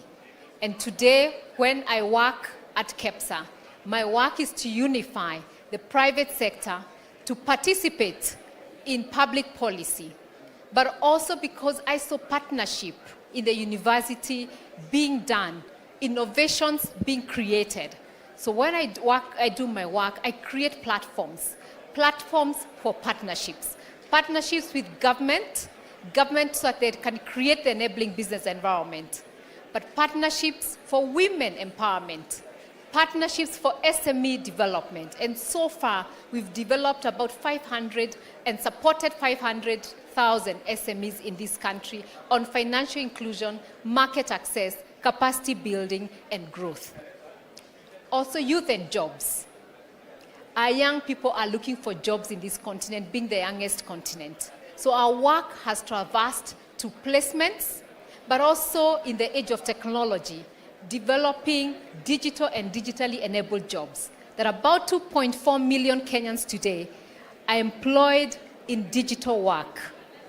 We also get involved in climate change, because before the word climate change became a buzz, I saw those professors then talk about climate change and innovate around climate change and agriculture. So our work is about to build partnerships for businesses to be able to move to green manufacturing, create green jobs, and circular economy. And so my life has been about building people, building institutions, and building trust, and increasingly believing in building systems for Africa development. I think of, and I'm influenced by, when I think about what Africa can be, the potential of Africa. And I'm convicted that Africa in the global transition cannot just participate, but has to become part of the leader. And I think, James, you believe the same. No, thank you very much, Carol. I am an African business builder, and I run an equity company called Centum PLC. And I believe that for us to reduce the risk premium of this country and the continent, we need to be able to demonstrate we can deliver good returns. To date, we've delivered about 13 times on our capital. And we are currently focusing on building platforms that will enable those who are industrializing and those who are adding value to plug in an effective manner. The challenge of this continent is that we don't have integrated platforms. So if James Mwangi there wants to put up his industry, he has to go and look for land, look for an SEZ, look for a facility. And the work we've been doing at Centum is putting these platforms together, both for industry and for services, because the industrialization of this continent is urgent. Yesterday I met some of you in the dinner, and I was telling them I'm your stage 2. When you decide to invest in Africa through Kenya, come and see me and I'll provide you a platform where you can set up your business. Over to you, Carol. Thank you very much. And as I talked about KEPSA, many people see KEPSA as just an advocacy organization. But we've transformed from just being an advocacy organization to one of the greatest and biggest private sector organizations that is creating platforms for partnerships. Some of the partnerships that we've created is, one day, over 10 years ago, MEDEF, which is my counterpart, knocked on our doors. And when I look back at that partnership and the partnerships with French Chamber of Commerce and others, almost 210 companies or related French companies are now based in Kenya. And I can talk about that over different associations and chambers of commerces. Our own industries are venturing deeper into Africa and to other parts of the world. But we are going through a global transition. Economic power is changing and shifting very fast, faster than I can pronounce my name. Global supply chains are getting redesigned. Technology is designing manufacturing. And so Africa has to move faster into industrialization. It's no longer potential. It's no longer a thought. But industrialization is a foundation of sovereignty, of security, of jobs, and dignity to our people. But we are fragmented, James. No, it's true, we are fragmented. And the role of industrializing Africa is not just for governments, it's also for private sector. And I just want to give 3 examples of what we are doing in terms of supporting investors coming into this country at scale. One example is we've created a large industrial platform at the coast called Vipingo Special Economic Zone. It sits on more than 6,000 acres. It is integrated with a port, with power, and that therefore reduces your setup time if you want to come in and set up in a location for export. The second thing we are doing is around creating platforms to export human capital digitally, trade in services. Many companies that are involved in trade and services are capital light. They don't want to come and buy land and buy buildings. So we've created the first dedicated special economic zone for services in Kenya.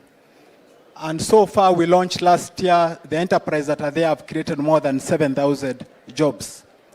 The third thing we are doing is around the baseload generation of power. We are working on a geothermal power project, which may be connected to some of these zones as captive, so that we can help reduce the cost of power. This just illustrates what the role of private sector and local investors in particular in creating platforms to enable you come in and set up quickly. Over to you, Carol. Thank you. So those industrial zones has to change what we do today. And I think James has demonstrated that we must process what we produce. We must manufacture what we consume. We must value add what we export. Africa can no longer export jobs. We must build industries for our young people to be here. Our own value chains. We having to integrate the regional value chains so that we are no longer fragmented and become economic powerhouses. And so, James, as we wind up, what is our call to action for our audience? I think the call to action to our audience is all have a role to play. Private sector has a role to play. Government has a role to play. The area where private sector cannot participate are several areas. One is policy predictability and stability. The third is just connecting our markets and our supply chain in terms of goods. One of the industries that is setting up in our zone wants to process minerals. And you won't believe it, we just don't have enough minerals to process. The call to action is that we need to come together to transform and build this continent. And so history will judge as harshly as this nation because we are going through a global transition. History has two types of people, those who watch it happening and those who participate in it. Will we in this room be part of the participants of the global transition, or will we watch and become the Africa that was named a long time ago, the dark continent, the Africa with potential? Or will we be leading, especially in green industrialization, in digital jobs and entrepreneurship? Thank you very much. Thank you very much.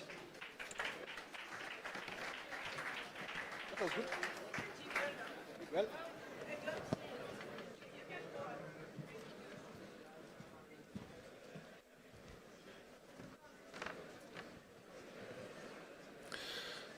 Thank you all for having me. I would like to start today with a confession. For many years, I watched the brightest minds in the country where I live, Egypt, and Africa, leave to go chase their fortunes outside. They didn't not love their families and their countries. We just didn't set up the right environment for them to stay. And that has motivated me over the last few years. I'm Ahmed Al-Alfi, the co-founder of Sawadi Ventures, Flat Six Labs, which are investment vehicles that invest throughout the Middle East and Africa. I also set up a chain of campuses for co-working spaces, about 70,000 square meters through Egypt.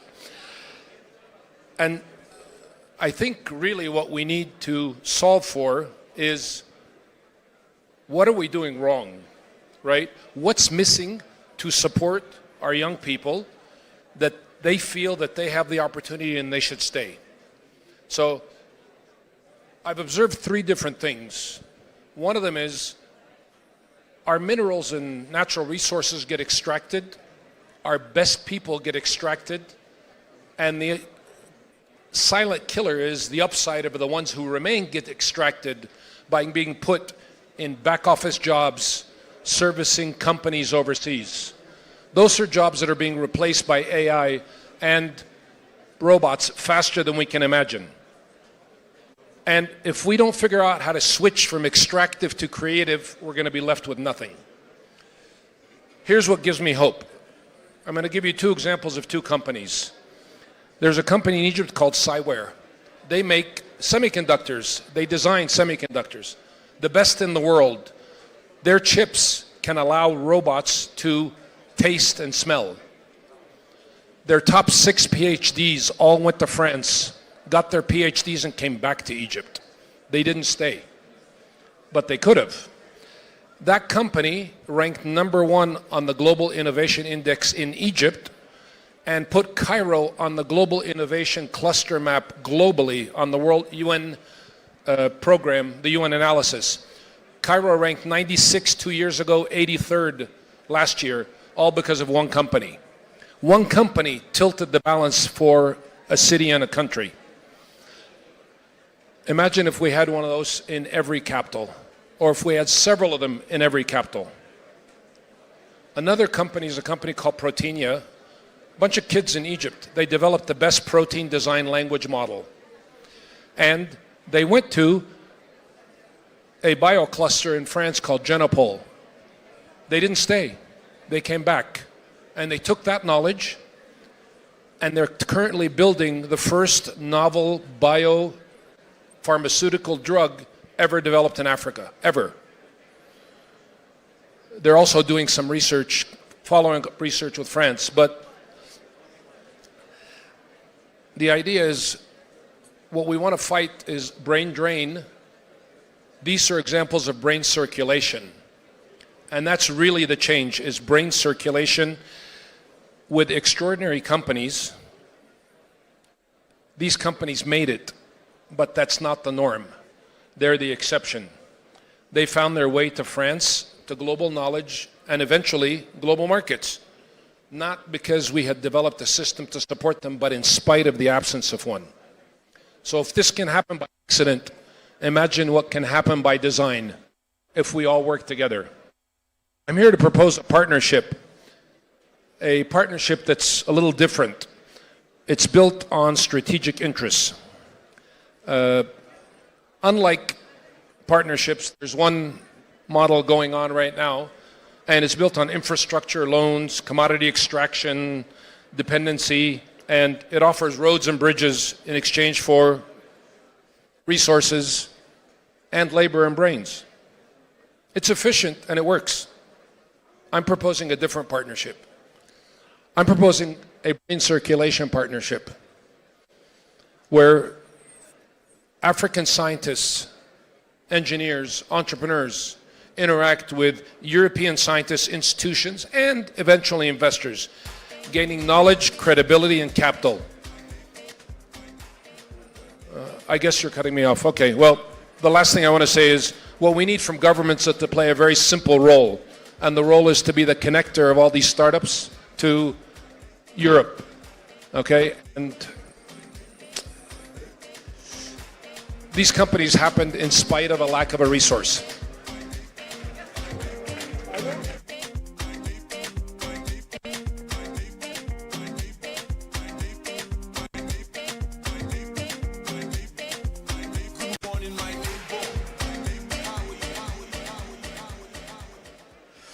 Good afternoon, everyone.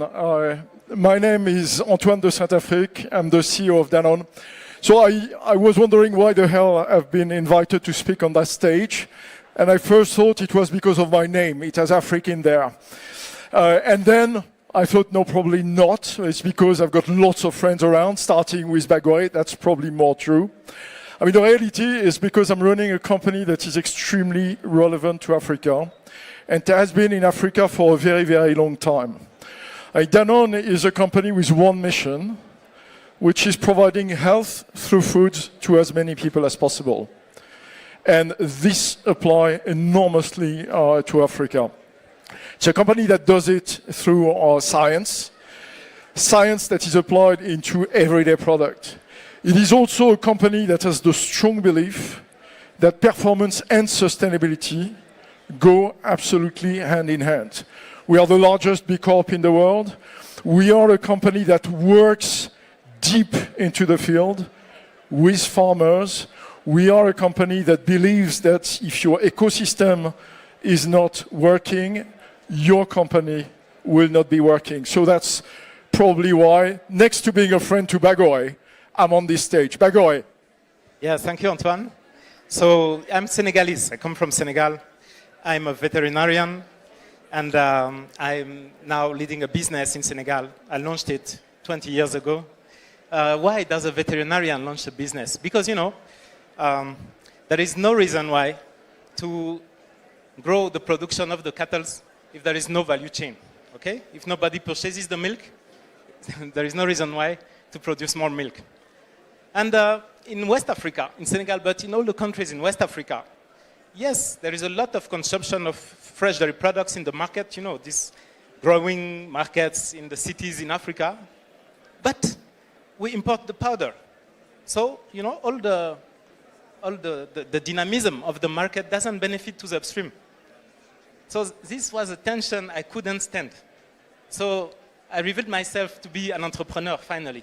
I tried to launch the business. Let's build a factory and make a bridge between the small herders and the market.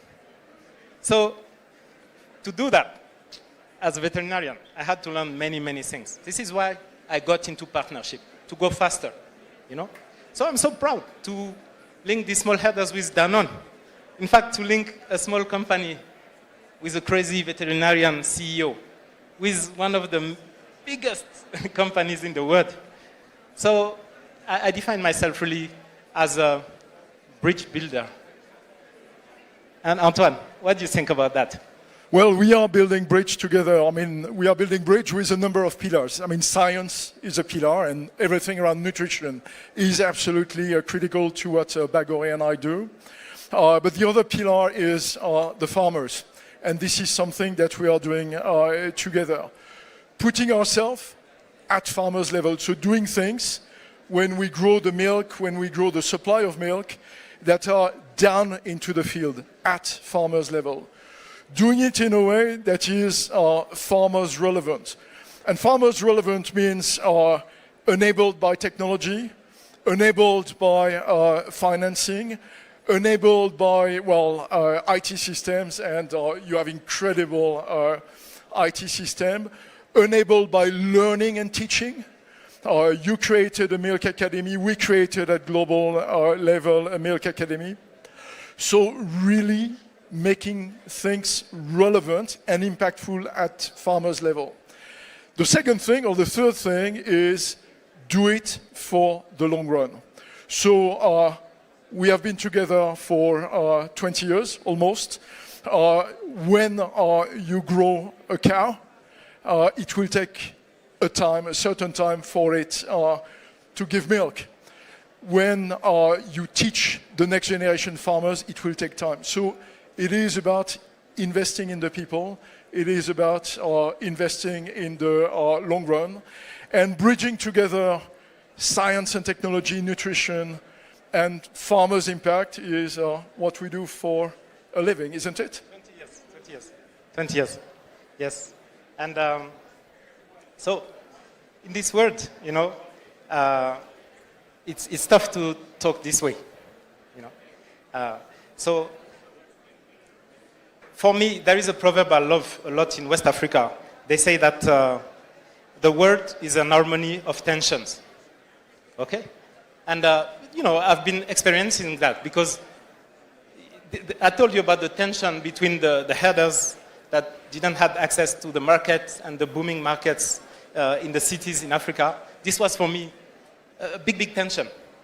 And this is something I think that can be scary. You know, today the tensions are making so many bad noise in the world, and the world is so unsafe because of all these tensions. But also, these tensions are the raw material for some entrepreneurs. You know, they find ideas, they find bridges to build, you know, to fix on the long run, sustainability, in a sustainable way, these tensions.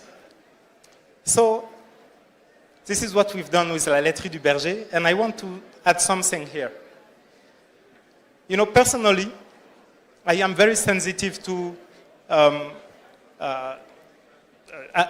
my mother is French and my father is Senegalese. So I've been, you know, used to deal with differences. You know, once again, I want to talk about that. And we're in Kenya. And this team of how do we collaborate together, you know, not like the collaboration between a horse and a rider, as, you know, the President Kenyatta said, founding the Kenya. You know, a partnership where everybody is at the same level. We can call it horizontal partnership. I think this is very key. And once again, this is something we have been doing at La Laiterie du Berger. Otherwise, we couldn't have been succeeding in making such a grounded, brand and a grounded company while being so deeply involved with the partnership with Danone. So, Antoine, you gave a lot of room, to this kind of innovation. And we know that Africa needs that, needs room to express its way of saying things, of doing things. We've seen it with the cultural activity earlier in the day. So what do you think about giving room? The room is incredible. I think it is now time to make Africa a food superpower. It has 60% of arable land. It still imports massive amounts of food. The first thing is there is no time left. I mean, climate is impacting. Young people are craving for jobs, are craving for food, so there is no time left.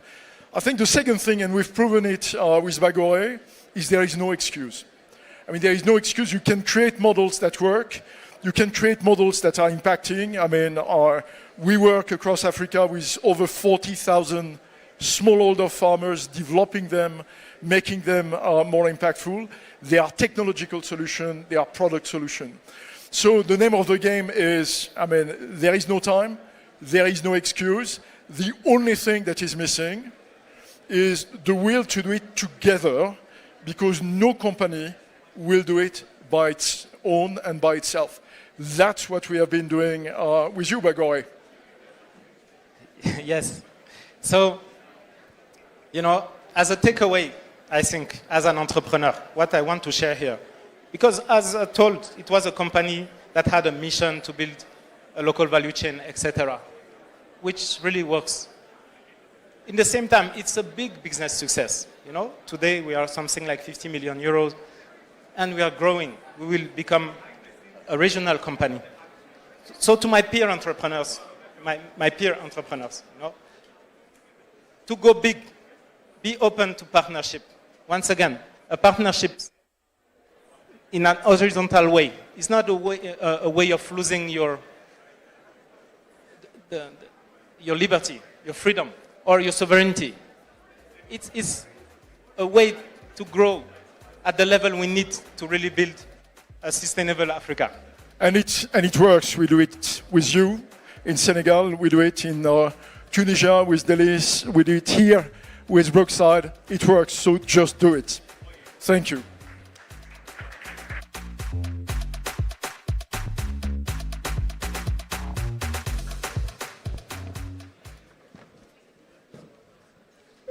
Good evening, everyone. My name is Rodolphe Saadé. I'm the CEO of CMA CGM.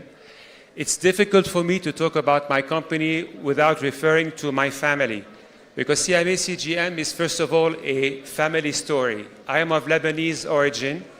My father left Lebanon during the war in the late 70s to come to France.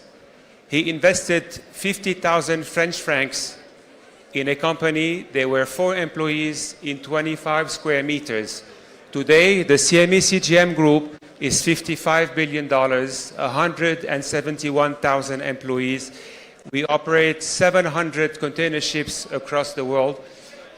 We are in 160 countries and developing and growing. What is important about our company is we believe very much in our family values. What does family values mean? Means that we are agile, we are nimble, we do trust from time to time our instinct, and when we move full steam ahead. What I like about the African continent is what you have managed to do with it in the last few years. We have invested very heavily in Ivory Coast. We have invested in Kenya, and I will say a few words about the investment. But what I like is the people that I have been meeting with in my latest trips to Africa. I found people that are very well educated, would like to develop their countries and how to develop and grow it. In Ivory Coast, we have decided to set up our regional office. Instead of being in France or in the UAE, we've decided to set it up in Abidjan, where we have our shipping and logistic division. Yesterday night at the State House, we have announced a major investment in a terminal in Mombasa. We can invest anywhere we want in the world, but we believe that Kenya offers a great potential.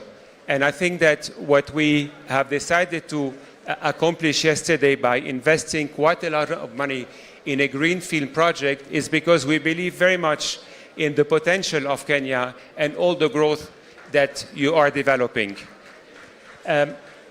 Maybe as I know that we have to rush, I would like to refer to a little story that happened to me when I met with a gentleman who is the CEO of a startup. He started his company a couple of months ago with a couple of friends, and they have invested a little bit of money. They needed more investors. I met with them a few days ago and I said, why should I invest in your company? And he said, we're trying to do something a little bit like you, on a smaller scale. We just need a push, somebody who is going to help us because we have a lot of ideas. We believe very much in what we're doing. And at the end of the day, before coming to see you in this very noisy place, we were able to shake hands and invest in his startup to buy it. What is interesting about this small story is that you need to believe in what you're doing. If you don't, if you think that everything is going to happen no matter what, this is maybe not the right way of looking at it. And I believe that if you are agile, if you are nimble, if you believe in everything you're willing to move, then you should definitely move ahead and trust your own judgment. I think that, look, the African continent is happening now. That is why we are so willing to invest and develop our business. Thank you very much.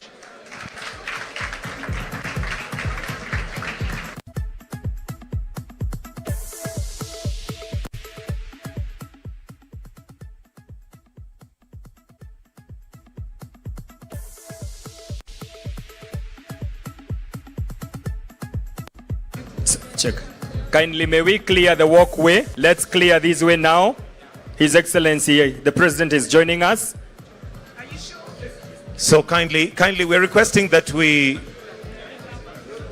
clear the way, please. We'll have His Excellency President Dr. William Ruto, together with President Macron, joining us shortly. So I'm requesting all of us in the pathway here, please, let's clear. Kindly, let's clear. They'll be walking in shortly. Then we can have the closing ceremony. But also just to let you know, there is still a very, very good panel that is going to be done even after they have finished. So please don't leave. When the Excellency Presidents leave, kindly stay. We still have a number of panels that are going to be handled and held. And we've left the best for last. So please, make sure you stay around. Meanwhile, we'll be having them walk in very shortly, and we'll go straight into their statements. After their statements, we have a panel discussion where we have Dr. James Mwangi, we have the likes of Aliko Dangote, who will also be speaking. Let us...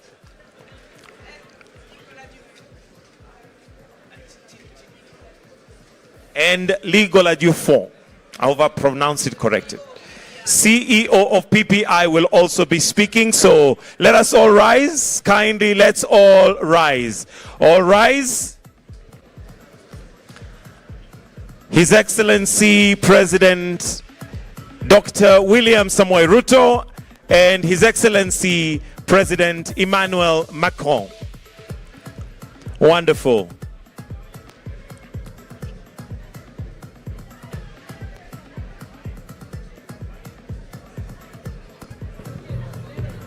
Check.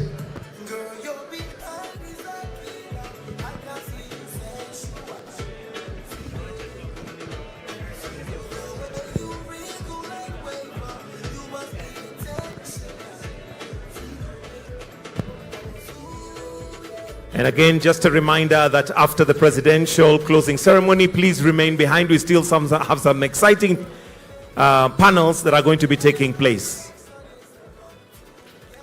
Let us kindly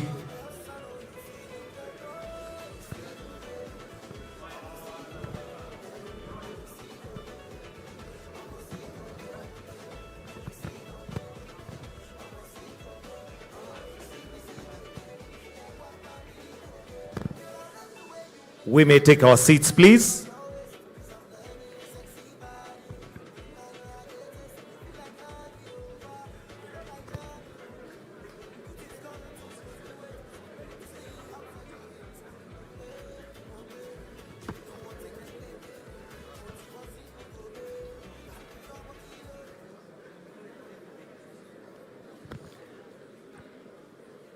Your Excellencies, welcome to the closing of the official closing ceremony of the Business Forum, where we've had quite a number of engagements and they will continue.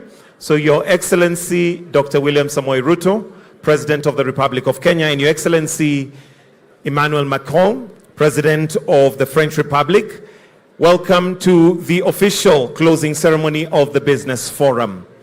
We'll get right into it, and allow me, Your Excellencies, to start off with His Excellency, Dr. William Samoei Ruto, to come on stage to make his remarks. Let's give him a warm, warm clap as he's coming on stage. Welcome, Your Excellency.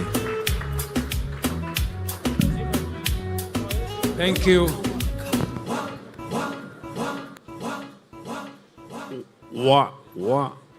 Okay. Your Excellency, my good brother, Emmanuel Macron, President of the Republic of France and co-chair of the Africa Forward Summit 2026. Excellencies, heads of state and government, honorable ministers, captains of industry, distinguished delegates, business people, entrepreneurs, innovators, ladies and gentlemen, we gather here in Nairobi at a very defining moment for this continent of ours and for the future of global partnership.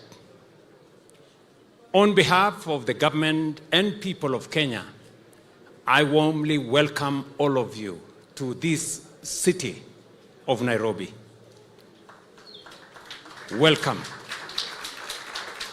This city builds very strong foundations established by what was successfully done by Inspire and Connect Business Forum that was the precursor for this meeting we are having here today. Throughout today, engagements here, I am told, have been witnessed we've witnessed more productive business engagements and deliberations. We have witnessed connections. We have witnessed exchange. We have witnessed the power of culture, sports, enterprise, and people-to-people engagement coming together to reflect the growing dynamism of Africa-France cooperation. These interactions have reaffirmed our shared commitment to deepen economic collaboration, expand trade and investment, strengthen cultural ties, and advance a partnership grounded in mutual respect, shared prosperity, and common ambition. This forum has renewed the spirit of engagement between Africa and France and strengthened the foundation upon which a new era of strategic cooperation can now be effectively built. As business leaders, investors, innovators, and policymakers from Africa, France, and beyond gather here today, the depth of today's conversation and the quality of engagement have demonstrated one thing very, very clearly. The opportunities for collaboration between Africa and France are immense, diverse, and transformational. Africa continues to consolidate its position as one of the world's most attractive investment destinations, supported by improving macroeconomic fundamentals and sustained economic growth. In 2025, the continent recorded economic growth of 4.2%, up from 3.5% in 2024. This progress is being driven by stronger macroeconomic stability, expanding domestic demand, infrastructure development, increasing investment flows, demographic strength that we have in our young people, and the continued diversification of Africa's natural and economic resources. Together, these factors are enhancing the continent's competitiveness and reinforcing Africa's emergence as a strategic frontier for global business, industrial expansion, and long-term growth. This morning, my brother, President Macron, and I were in a youth summit right here in this compound. And I remember one young person saying, look, it's no longer looking west or looking east, it's looking forward. And forward is actually looking south. That's what I was told this morning. And I guess that's why we are in this great city of Nairobi, one of the diplomatic hubs in the global south. The success of Africa's continental integration agenda, as envisioned under Africa's continental free trade area, will depend on quality infrastructure, strategic investment, strengthened partnership, and joint ventures, expanding trade, and meaningful technology transfer capable of accelerating intra-Africa commerce and, of course, economic transformation. Regional economic blocs, including the East African Community, COMESA, and SADC, under the tripartite framework, present extraordinary opportunities for investment, industrial expansion, and regional value chain development. Together, these regional frameworks represent a combined market of more than 800 million people across 29 countries and account for 60% of Africa's gross domestic product. This is not only a market of scale, it is a market of momentum. Excellencies, the global economy is undergoing profound realignment. Supply chains are shifting. Capital is repositioning itself.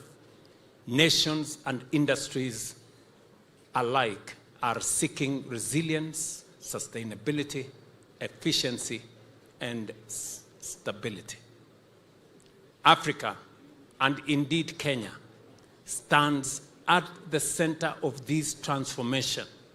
Our strategic location, vibrant private sector, improving a macroeconomic environment, youthful and innovative workforce, and expanding green energy infrastructure continue to strengthen Africa's integration into global value chains and support regional industrialization.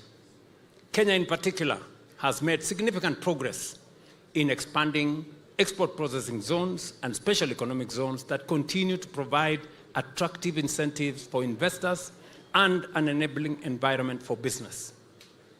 We have also liberalized our foreign exchange regime, enabling investors to repatriate 100% of their profits while advancing innovative financing that is available for all our investors. Infrastructure fund that we have just established, National Infrastructure Fund. And I was having a conversation with President Macron on how we are going to raise resources in our continent. We have discussed, we will be having a serious meeting tomorrow on matters to do with international financial architecture. While it is okay, and we are having a big conversation on how to make the parenthood institutions more representative, how to enhance the voice of our continent, how to leverage on our shareholding, we also must do something as a region and a continent. And I have asked my good brother to support us as we push for the new Africa financial architecture, which we will be proposing as we go to the G7. We remain a strategic gateway to both regional and continental markets of nearly 1.6 billion people in this continent. We now look ahead to the next phase of this engagement. Our task is clear: to translate the commitments and conversations emerging from this forum into tangible outcomes that deliver measurable impact in trade, investment, infrastructure, innovation, manufacturing, and sustainable development. Our geography, ladies and gentlemen, and our history, our culture, our shared aspirations for inclusive prosperity provide a powerful foundation for deeper and more enduring cooperation under the Africa Forward framework. That partnership has deepened in recent years. And I want to thank my good friend, President Macron, for having the courage to recalibrate the relationship between France and Africa.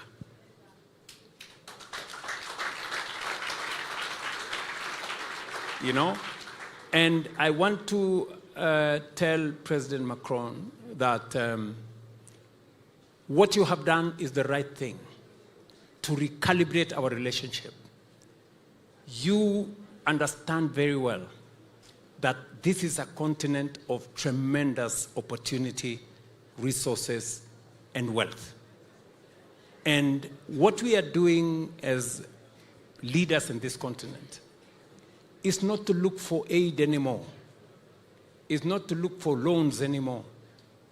We want to have a balanced conversation. We want to have a mutually beneficial conversation. And this conversation is going to be about investment. We have ideas, we have resources, we have assets, we have our human resource, and we are ready to engage in a manner that is beneficial to France and is beneficial to us. We no longer want a relationship that is one-sided. And this is why this France-Africa Summit in Nairobi is different. We are shifting. The reason why it is being held in an anglophone country is because we want inclusivity. We want those of us who are anglophone to feel as part of this relationship as those who are francophone, because we are one continent and we are one people. And we want that relationship to be a relationship of shared responsibility. We too have responsibilities, the same way our partners and friends have responsibilities.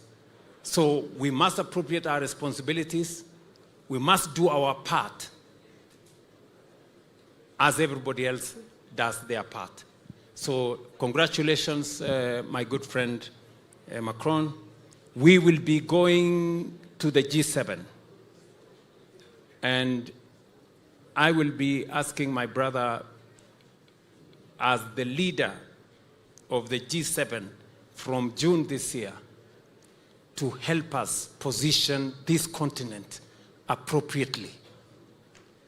We want two very important things.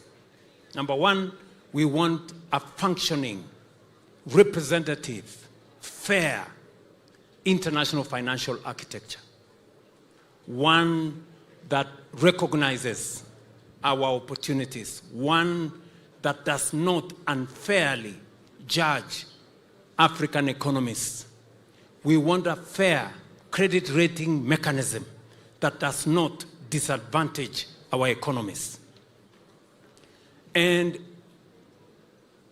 we will prosecute our case and do so efficiently. Number two, we want to make sure that the global financial architecture respects the voice of 1.4 billion people living in this continent. For far too long, we were part of others. We do not want to be part of others. We are a people, we are nations, and I know that President Macron is going to stand with us. I normally tease him, and I normally tell him, when he speaks, he's the only person in the G7 who speaks the language of Africans. And Mr. President, I say this without fear of any contradiction because I have engaged with you and I know where you stand. So I want to say to all of you, congratulations, ladies and gentlemen in this room. Now listen, the business people. You guys have a lot of money. You know? You guys are stranded with a lot of money, and we are stranded as, in government with a lot of projects. We must find the mechanism that leverages on private sector resources, on pension funds, and on money that's available in our insurance companies to drive programs and projects of transformation in our continent. We have huge resources. I want you to listen to me. We have huge resources in our pensions, running into trillions. We have huge resources with our insurance companies, running into trillions, but they fear to invest in public projects because they think it is risky. Now listen to me. We are developing a mechanism together with the Africa Development Bank, Afreximbank, Trade and Development Bank, Africa Finance Corporation, RTD, and I remember discussing this with President Macron yesterday, so that we can have a mechanism that will de-risk our public projects and enable you, private sector, pension funds, and insurance companies to invest in public projects. That is how we are going to grow this continent. Continuing to depend on the resources of others and expecting that they will make them available at concessional rates will be a waiting game in vain. So we need to think. That is why in Kenya, we have already established the National Infrastructure Fund. We already have the first $1 billion in the National Infrastructure Fund. And this is a fund that we established 4 months ago. In another few months, maybe a month or two, we will have another $2 billion. And we want to leverage the $3 billion that we are going to put in that fund to raise $30 billion to run our infrastructure programs. That is how transformation is going to be undertaken in this continent. You know, we're not going to be waiting for resources from others. And finally, let me say this. As we work with the private sector, we want the private sector to develop confidence. We now have an opportunity, and I want to talk to the private sector people who are sitting here. I hope my good friend Aliko Dangote is in the room, or right there. We have an infrastructure project for the development of an East African refinery. Dangote tells me that it's going to cost anywhere between $16 billion and $20 billion. That East African facility, East African refinery facility, is an investment that the government of Kenya, the government of Uganda, the government of Tanzania, we have agreed that we want to develop a facility that is going to assist us with our fuel products. We do not want to be held hostage anymore by the Strait of Hormuz.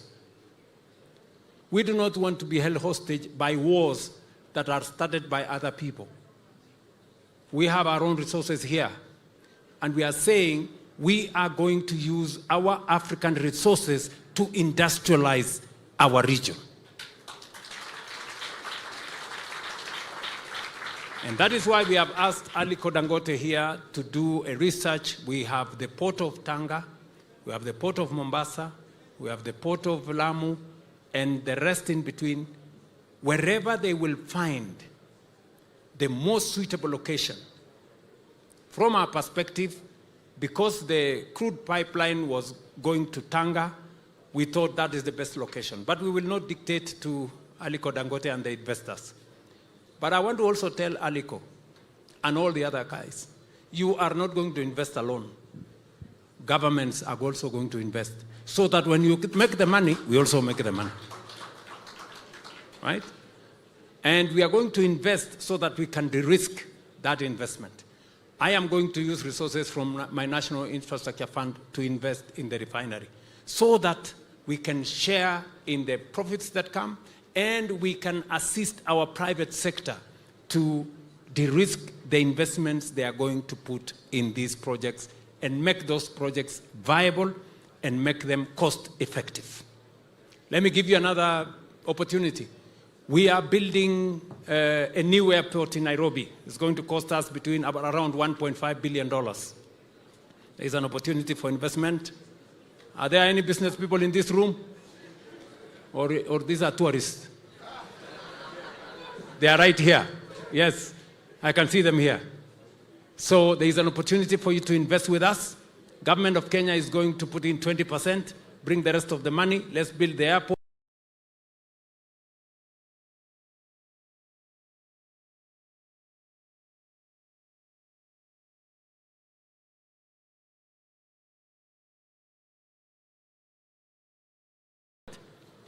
So this is how we want to take things forward.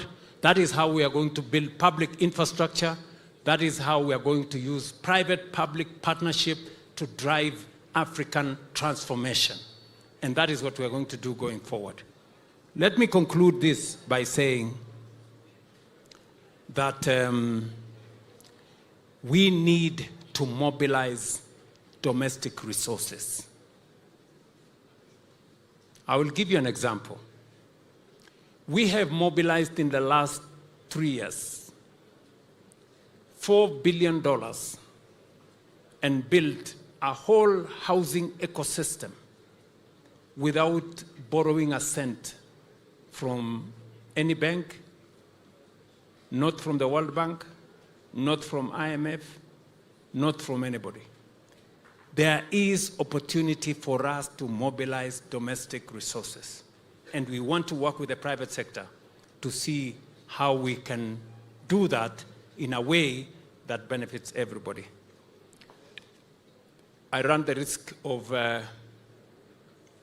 doing a lecture because I'm at the Nairobi University, where I spend all my time reading. But let me stop there and say thank you very much and welcome to Nairobi.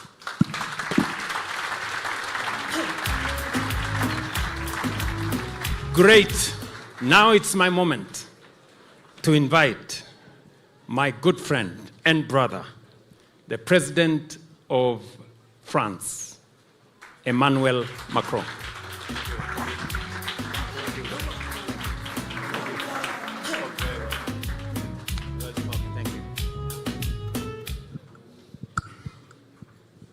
Thank you, Mr. President.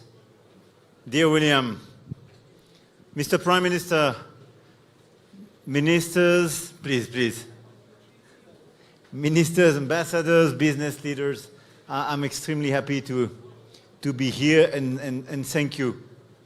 Thank you very much, Mr. President, not just for welcoming us and hosting this very important meeting, a premiere, but co-chairing as well as this Africa Forward Summit. I will switch in French. Monsieur le Président, Mesdames, Messieurs, nous sommes très heureux avec le Président de pouvoir conclure, même si je sais qu'il y a encore beaucoup de prises de parole. Aliko et plusieurs de ses collègues devaient ici aussi prendre la parole et évoquer la suite, et tout ça va se poursuivre. Mais je voulais ici dire quelques mots, quelques convictions dans la continuité, le droit fil du président Ruto, mais déjà que vous puissiez mesurer collectivement ce que représente ce sommet. Normalement, quand il y avait un sommet Afrique-France, Ça s'appelait comme ça s'appelait pas Africa Forward. Et on commençait par les chefs d'État et de gouvernement. Il y avait marginalement l'implication des décideurs économiques. On pouvait faire des forums d'affaires peut-être à part, mais c'était essentiellement dans la main des dirigeants. Et de manière un peu préécrite. Ce sommet Africa Forward, tel qu'il a été conçu, a mis d'abord la jeunesse au cœur. On était ce matin avec le président Ruto auprès des jeunes, et on a parlé jeunesse, culture et créativité, sport, énergie, santé, digital, agriculture. Et vous avez tenu tout aujourd'hui un business forum inédit qui, autour de Inspire and Connect Africa Forward, a permis des rencontres d'affaires, je vais y revenir, mais de porter aussi la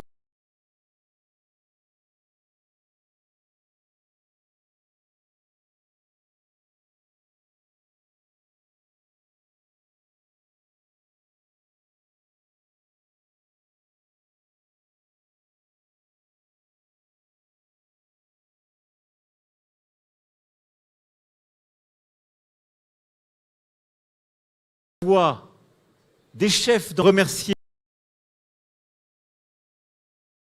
mobiliser nos organisations professionnelles, le MEDEF, les CCI France Internationale, les CCEF, le SCIAN ou encore Alpha, tous pour leur mobilisation, nos volontaires aussi, pour avoir permis cette journée avec vous et permettre aussi la journée de demain et toute la suite. Un grand merci à toutes et tous. Africa Forward, Inspire and Connect, ce sont, et c'est pour ça que ce lieu est presque débordant d'énergie, on attendait 2000, 2500 personnes au début. Vous êtes près de 7000, ça ne s'est jamais vu. Il n'y a jamais eu un tel forum d'affaires à ce niveau-là, avec autant de participants. C'est une formidable mobilisation, avec des grands témoins issus du monde économique, de l'entrepreneuriat, de la société civile, avec des experts de tous horizons, qui ont nourri les 32 panels organisés autour de 4 agoras, Build, Produce, Trust, Innovate, et 6 sessions qui se sont tenues à huis clos. Près de 7000 participants, plus de 700 rencontres d'affaires organisées. C'est ça le résultat de ce moment inédit, avec là aussi des résultats absolument uniques qui sont en train de changer les choses. Alors vous l'avez dit, Président, et je crois qu'on se retrouve ici ensemble tous les deux parce que nous portons la même vision. Le partenariat entre la France et l'Afrique, il a des fondations solides. Beaucoup d'entreprises les portent ici. 64 milliards d'euros d'échanges commerciaux annuels, 50 milliards d'euros d'investissements directs français en Afrique, auxquels s'ajoutent des investissements africains en croissance constante en France, 1 million d'emplois créés par les entreprises françaises sur le continent, 5 milliards d'euros de transferts annuels de la diaspora, ne jamais les oublier. Et depuis 10 ans, notre relation s'est profondément transformée sur la base justement de ce que le Président a pu évoquer et de ce en quoi nous croyons très profondément.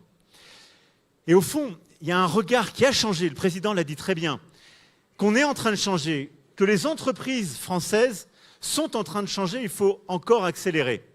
Que dans les commentaires en France, je ne sens pas toujours assez et je n'entends pas assez, que parfois, dans certains pays francophones d'Afrique, je n'entends pas assez. On dit la France est en train de disparaître, elle se désintéresse de l'Afrique. Non, pas du tout. Mais la relation change, et heureusement. La France, depuis 25 ans, elle est bousculée en Afrique. Et c'est normal, et c'est très bien. Et c'est très bien. Et elle est bousculée, pourquoi ? Parce que pendant trop longtemps, trop de monde, il faut le dire, dans les grandes entreprises comme dans les administrations, pensait qu'il y avait un précaré. Disant, on est français, tout nous est ouvert. Ben fini.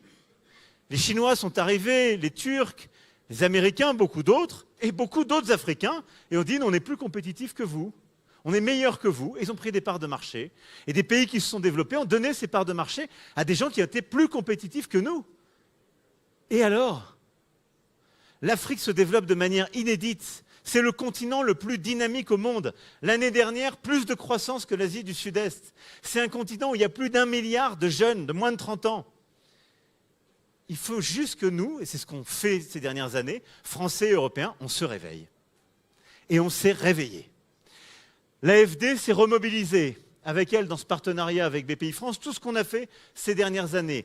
Les Choose Africa, Digital Africa, nos passeports talents, tout ce qu'on a fait pour que la jeunesse, nos diasporas aillent beaucoup plus vite, beaucoup plus fort. Et puis on s'est réveillé, on a dit on veut reconquérir des parts de marché dans l'Afrique francophone, mais on veut aussi en conquérir dans l'Afrique lusophone, anglophone, parce que l'Afrique n'est qu'un continent. Mais pas parce que c'est un droit, parce qu'on veut être les meilleurs. Et on doit changer la logique. Et le président Ruto l'a dit formidablement. Ce que demande le continent africain, ce n'est pas qu'on vienne donner de l'aide.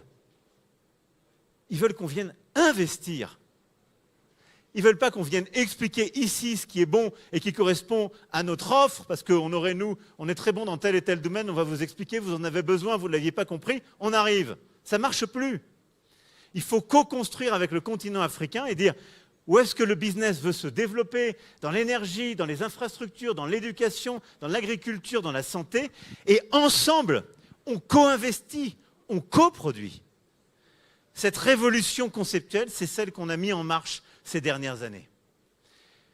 Quand il y a eu le Covid, tout de suite on s'est engagé. J'ai appelé le président de, c'était Moussa Faki à l'époque, de la Commission de l'Union africaine. On a fait ensemble un bureau de l'Union africaine et on a lancé une plateforme pour produire en Afrique des diagnostics, des tests et commencer à produire des vaccins. William s'en souvient, on a lancé des projets ici, on en a lancé au Rwanda, on en a lancé en Afrique du Sud, chez notre frère Cyril, et des entreprises africaines et européennes ont développé ensemble des productions.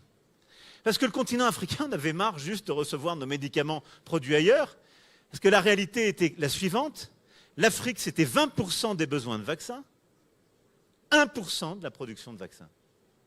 Et c'est ça qu'on est en train de bouger. Et de la même manière, quand on a lancé au Nigeria, avec mes frères chefs d'entreprise que je vois ici, des initiatives nouvelles dans les industries culturelles et créatrices, dans l'énergie, dans le digital, on l'a fait en coproduction. Parce que les Nigériens nous ont dit, c'est bon, nous on sait faire. Mais venez nous aider pour mieux intégrer, et être mieux intégrés dans la CEDEAO.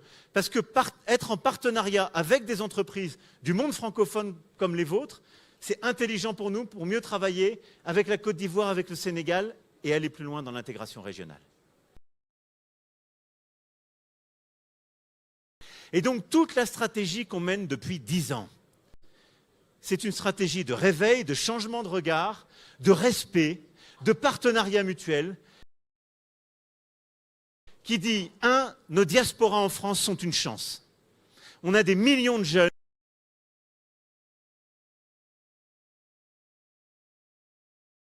qui ont des origines africaines, on veut qu'elles se démultiplient ici.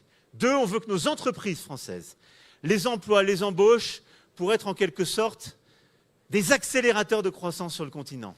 3, ce continent a toutes les clés en main. On veut l'aider, on veut co-investir avec lui et sortir de la logique verticale pour être dans une logique d'égalité partenariale, de co-investissement. Et 4, on veut bâtir ensemble ces solutions d'avenir. Parce que les solutions d'avenir se feront pour ce continent avec sa jeunesse. Et on l'a vu ce matin, le président le rappelait, le mobile payment, il a été inventé ici, s'est développé beaucoup plus vite en Afrique que sur le continent européen. Et nos amis kenyans le savent, comme nos amis marocains le savent formidablement, eux aussi. Tout ça, c'est ce qui est au cœur de Africa Forward. C'est un changement de regard et un changement de logique. Et donc, je voulais simplement vous annoncer aujourd'hui que, à travers cette mobilisation, tout ce qui a été fait, il y a des résultats très concrets pour le continent africain.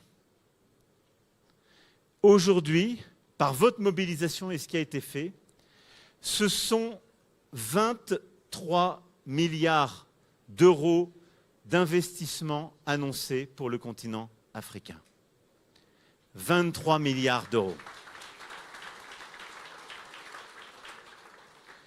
Ces 23 milliards d'euros, c'est 14 milliards d'euros d'entreprises françaises qui sont là, des grands groupes, des ETI, des PME, qui investissent 14 milliards d'euros sur le continent, et je salue tous leurs dirigeants qui sont là présents, qui investissent 14 milliards d'euros, évidemment au Kenya, mais dans tous les pays ici présents, ici, et qui vont créer plus de 250 000 emplois directs en France et en Afrique. Et à côté de ça, c'est 9 milliards d'euros d'investissement d'entrepreneurs et d'investisseurs africains en Afrique qui se sont mobilisés. C'est inédit et c'est exactement la plateforme de mobilisation dont nous avions besoin, dont on a besoin et qu'on veut accélérer. Donc, immense applaudissement pour vous tous ici, pour ce résultat extraordinaire.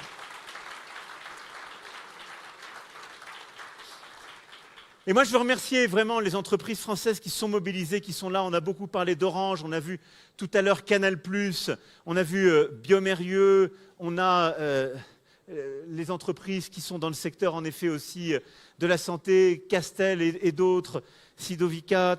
Et dans tous les secteurs, on a des entreprises, je ne veux pas faire de jaloux, on a des entreprises familiales, on a des groupes cotés, on a des PME, vous avez joué le jeu de manière extraordinaire. On a des entreprises de tous les territoires qui sont là, qui sont développées. Mais je suis très heureux que vous soyez là, aux côtés de grands dirigeants, malgaches, béninois, sénégalais, nigérians, marocains, et qu'ensemble vous construisiez des projets. Parce que c'est exactement ça l'avenir. Et je voulais vous dire que tout ça, je le conçois aussi dans un rapport totalement réciproque. Avec Boger le sait, on a fondé avec Jean, quelques autres, Tony était là aussi, on pense à Gilbert, à Mike, on a tous les amis qui sont là, le professeur Abiou était avec nous ce matin pour la villa et Aliko aussi. On a fondé ce conseil africain franco-nigérian. Le Nigeria était au cœur de Choose France. Il y a 2 ans, 3 ans, 4 ans, il le sera encore. Et ce que je voulais vous dire dans le rapport bilatéral, c'est que je veux qu'il y ait plus d'investisseurs africains en France aussi. On n'est pas juste là pour venir investir sur le continent africain à vos côtés, mais on a besoin que les grands leaders d'entreprises africains viennent investir en France. Et c'est ça aussi qui fonde cette relation, maintenant totalement décomplexée. Parce que c'est aussi un changement du regard, c'est aussi une réalité. Il y a aujourd'hui des investisseurs, des entrepreneurs sur le continent africain extraordinairement innovants, extraordinairement ambitieux, qui nous aident à changer la France et qui nous aident à créer des emplois industriels dans notre pays. C'est une immense fierté et c'est la clé de ce partenariat réciproque, juste, dont William a parlé il y a un instant. Et donc vraiment un immense bravo pour ces investissements, ce qui a été fait. Et je voudrais finir en répondant au président Ruto pour ce qu'il a dit et ce qu'on va faire demain et à Évian. Vous avez à la clé ces dizaines de milliards d'investissements, ce changement de la perspective qu'on a su faire durant ces 10 dernières années ensemble, mais on veut aller plus loin. Et si on est honnête, quels sont les défis aujourd'hui pour que l'Afrique soit au rendez-vous de sa réussite entrepreneuriale? On les connaît. 1, l'éducation. Franchement, ce qu'a fait le Maroc, c'est une révolution incroyable. Je le dis ici, Monsieur le Premier ministre, mais ce que vous avez fait sous l'autorité de Sa Majesté le Roi est un modèle pour le continent, formation primaire, secondaire et universitaire, avec des résultats, c'est là qu'on voit les choses, c'est parmi les meilleurs résultats dans notre école polytechnique, les jeunes qui sortent de chez vous. Et donc, c'est un modèle extraordinaire. Le Kenya est en train de faire des choses absolument formidables. Le Nigeria est en train de faire des choses formidables, on le voit ici. Et c'est d'ailleurs pour ça qu'on a commencé la journée avec le président, avec un investissement de l'Agence française de développement dans l'ingénierie, l'IA, avec sa clé, avec l'AFD, dans cet alma mater du président Ruto. L'éducation, l'éducation, l'éducation. 2, l'énergie. Vous avez cette bataille. On a besoin que le continent africain transforme son énergie. Et il y a des trésors extraordinaires. Des trésors d'hydroélectricité. Je pense à la République démocratique du Congo, avec des entrepreneurs qui sont là, des grands projets qui sont en train de se bâtir, en RDC et au Congo-Brazza. Je pense aussi aux grands hydrocarbures. L'Algérie a un potentiel de développement extraordinaire, avec là aussi des investisseurs, des entrepreneurs qui peuvent faire de l'Algérie l'un des Eldorado de demain pour les transitions par le gaz, pas simplement pour le continent africain, mais toute la Méditerranée. Et vous avez dans beaucoup de vos pays la volonté de développer le nucléaire civil, et on veut être des partenaires de cela. Et donc l'énergie c'est un formidable levier de transformation. Vous avez des grands entrepreneurs de l'énergie ici. On veut être des partenaires de ce développement. La troisième chose, ce sont les infrastructures. Ça a été très bien dit. Des infrastructures du numérique, les infrastructures de transport, les infrastructures d'énergie, le grid là aussi. C'est une clé pour développer l'économie de vos pays. C'est une clé pour la souveraineté du continent africain. Et c'est là d'ailleurs où nous avons exactement le même défi. On a commencé la journée comme ça avec le président. C'est que nous aussi, on veut notre propre souveraineté sur nos infrastructures comme vous. Éducation, énergie, infrastructure, structuration de l'économie. C'est le quatrième défi. L'un des grands défis de l'Afrique, on le sait, c'est qu'il y a énormément d'emplois qui se créent, mais beaucoup trop dans l'économie informelle. Et donc, il faut aider les entreprises du continent africain à structurer, en améliorant la gouvernance, en permettant de grandir, en permettant, ce faisant, de payer de meilleurs salaires, d'intégrer le système bancaire et le financement pour permettre à plus de ménages en Afrique, jeunes ou moins jeunes, d'accéder à un logement durable, aux services primaires que sont l'éducation et à la santé et au bon développement. La capacité à faire de l'économie africaine une économie plus formelle, elle est clé. Et c'est là où on doit aider vos gouvernements, les accompagner dans la structuration de ces stratégies. Et le cinquième et dernier, et je suis sans doute incomplet, mais c'est les 5 auxquels je tenais, c'est pour réussir ça, il faut de l'investissement massif. Massif, public et privé. Et cette stratégie d'investissement, c'est celle qu'on est en train de mener. Et donc vous avez en quelque sorte fait votre part avec les annonces d'aujourd'hui, les 23 milliards d'euros d'investissement venant de la France, du continent africain pour l'Afrique.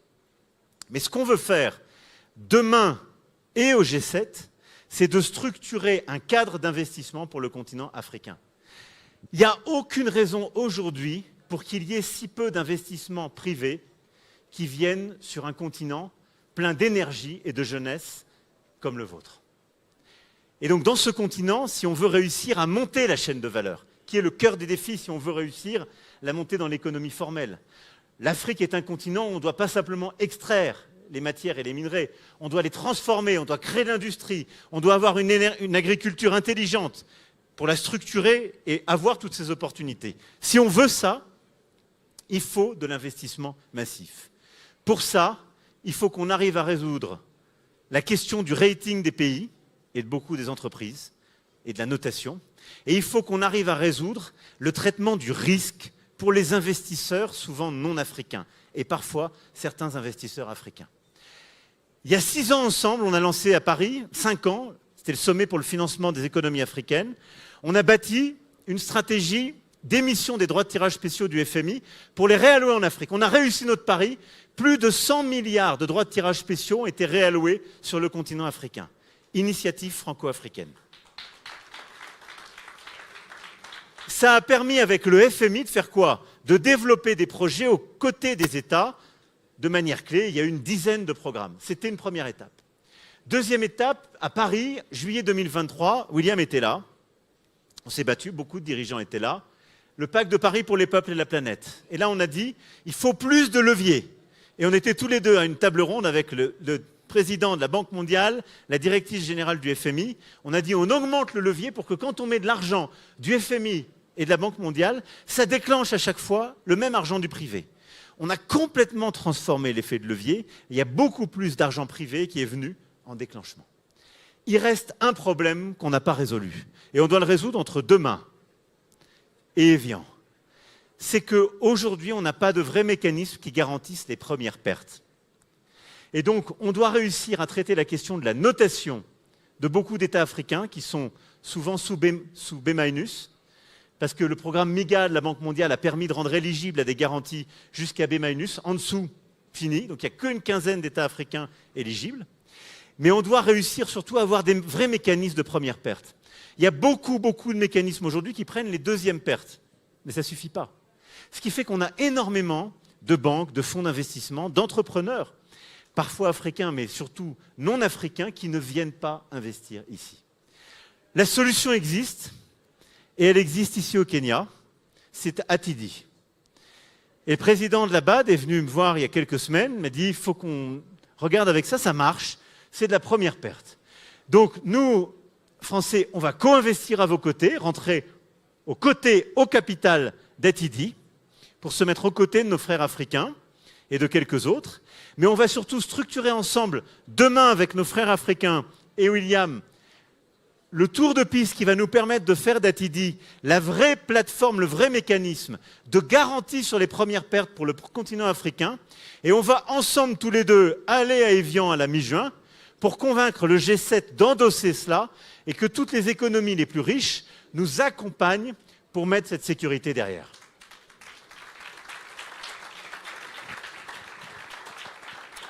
Voilà mes amis, je ne serai pas plus long, je vais arrêter là. En tout cas, on a senti toute la journée beaucoup d'énergie. Et je voulais vous dire combien on est fiers avec le président Ruto d'être à vos côtés. Et au fond de vous dire, l'avenir, c'est vous qui allez l'écrire.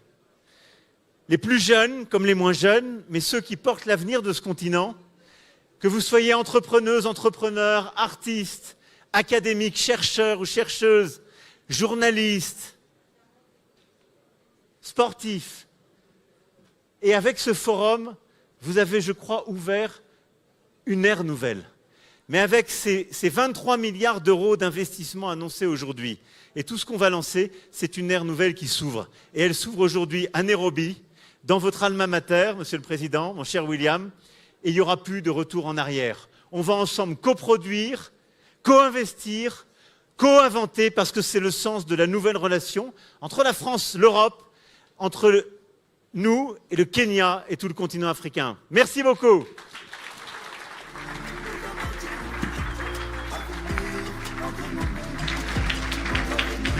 A round of applause to His Excellency Dr. William Samoei Ruto and His Excellency Emmanuel Macron. Wonderful, wonderful.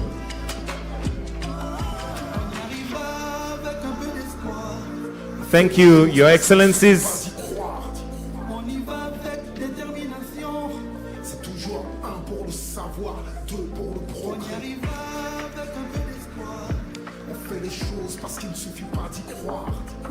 Thank you.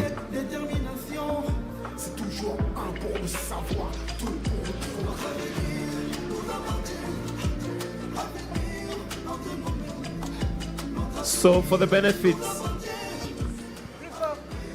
for the benefit of the businessmen in the room, kindly note that we still have a panel discussion, and we have Aliko Dangote from Dangote Group, Dr. James Mwangi, Equity Bank Kenya, and Nazat Hayat from the Kingdom of Morocco in Mohammed VI Fund, who are going to be taking the stage shortly after this. So please don't go, don't leave the businessmen in the room. Kindly don't leave, as we are still going to have a panel discussion. And like I've mentioned, we have Aliko Dangote, Dr. James Mwangi, and Nazat Hayat, who are going to be taking the stage shortly after this. So I kindly request that we all maintain our positions as I call on Caro, who is going to be running and heading that session, which is going to take place very, very shortly. So please, let's maintain our positions. Thank you. It's actually not a panel. Okay, correct it. Okay, they're just calling to give the final.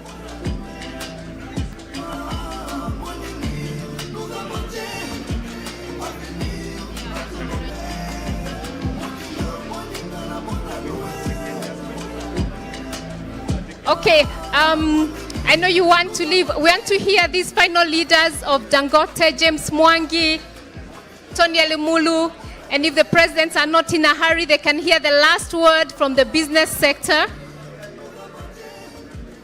If I can have them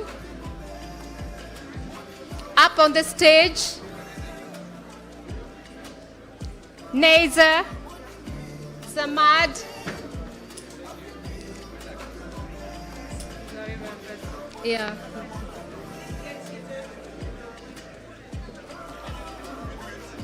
There's so much, but we can't do it all today. So we'll have the final words from, I know the presidents are trying to walk out, but they could listen to the final word if they're not in a hurry. But let me have. Yes. James Mwangi, Dangote, Samad, Sidi, Yes. Christophe, Nicolas, Nicolas Dufour, And Christopher Lacoute, Agiboji, sorry if I pronounce your word badly.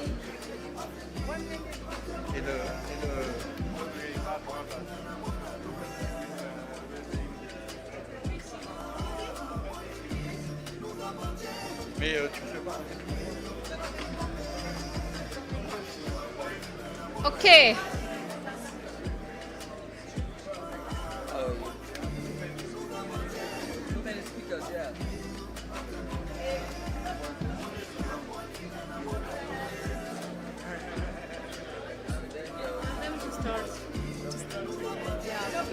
Please. Yeah? Okay. Christophe est là. Christophe le courtier en fait. Okay, Christophe.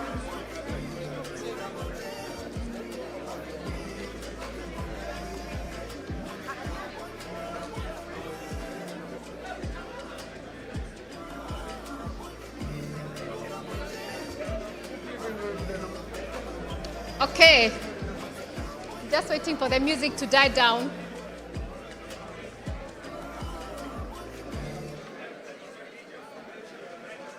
Okay, if we could have a moment of silence, please. You'll hear the last word from the business leaders and you don't want to miss this word. Yes, I was told that you enter. So let me start at the very end with Tony Elimulu. Just tell us, what has the day meant? What are you doing? What should Africa do? I think the presidents are, sorry. My name is Tony Elumelu. I'm the founder of Ezodins. Ezodins, we invest in banking, oil and gas, hospitality, real estate. But for me, the presidents have said it all. I came here with one goal, to forge partnership with our friends from France. Why is it important? We need massive private global capital in Africa. And when the president of a G7 country moves, he moves the policymaker, he moves the entrepreneurs, investors. I'd like to see us address the infrastructure deficit we have in Africa. Improving access to electricity will help us fix unemployment and will help us address poverty in Africa. These things, poverty alleviation, youth empowerment, very critical for the development of Africa in the 21st century. And so for me, a forum like this offers that collaboration and opportunity for us to partner with our friends. Thank you. Thank you very much. I'll just go in line, so because of the time. Later on, me. No, first, yeah, business. What's your question? No, No, we have a session. Okay. Three of you us. have a session. I can go ahead. Okay. So, Nicolas? 1 minute. Wait. No, I just wanted to, yes, my words are about the many projects that have been presented since this morning, and that we already have everything to succeed in what is for us, I mean, the most important endeavor, which is the Euro-African co-industrialization.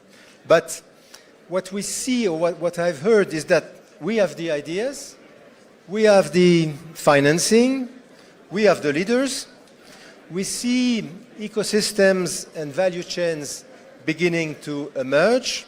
We see also public policies taking shape.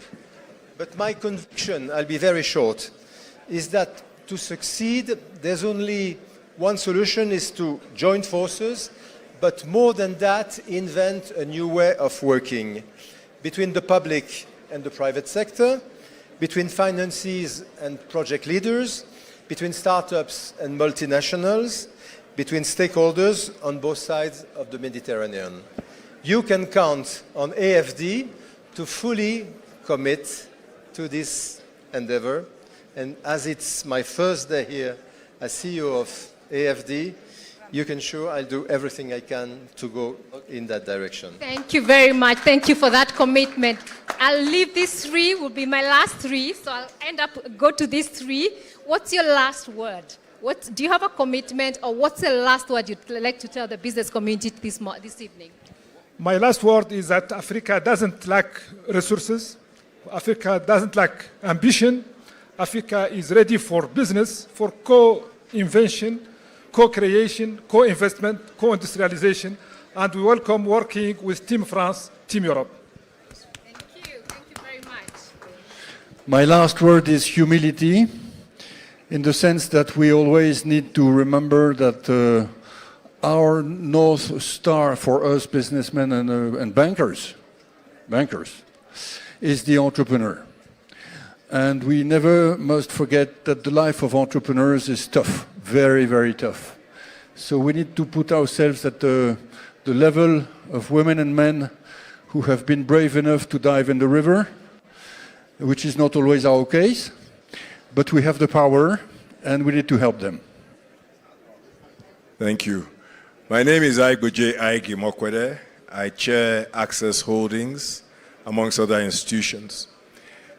Distinguished ladies and gentlemen, on this dais, both from Europe and from Africa, is well over $500 billion of capital and trillions of dollars of balance sheet strength. Why do I mention this? We have spoken, we have agreed. With this type of resources, only action can follow. The time for action is now. Africa forward. Thank you. Thank you very, very much. Aliko Dangote, you once said that local investments will lead the way, and only then will foreign investments follow. Is that statement still true today? Yes, my name is Aliko Dangote. I work for Dangote Group. Yes, they pay me my salary, so let me. So it's true, we have actually made a lot of mistakes before, where we were depending on foreign people to come and actually, make our continent great. But today, we've seen that, no, that's not the case. We must lead. What attracts foreign investment is domestic investment. And that's why we are investing heavily. Not that we are only investing heavily.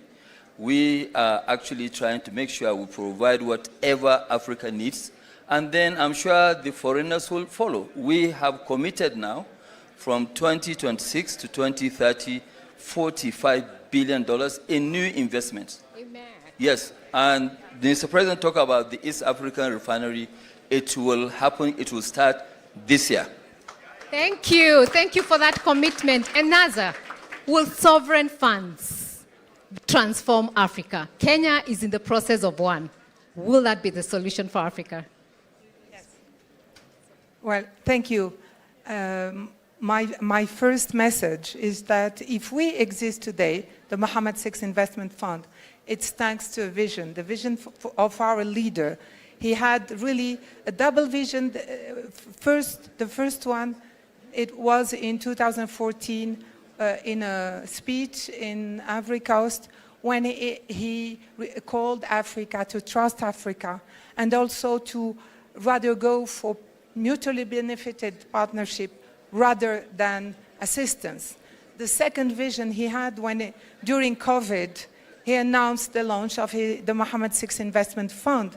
And what we're doing today and achieving in less than 3 years since the official creation of is amazing. We are catalyzing, we are supporting big private-public projects, infrastructure, energy transition, digital transformation.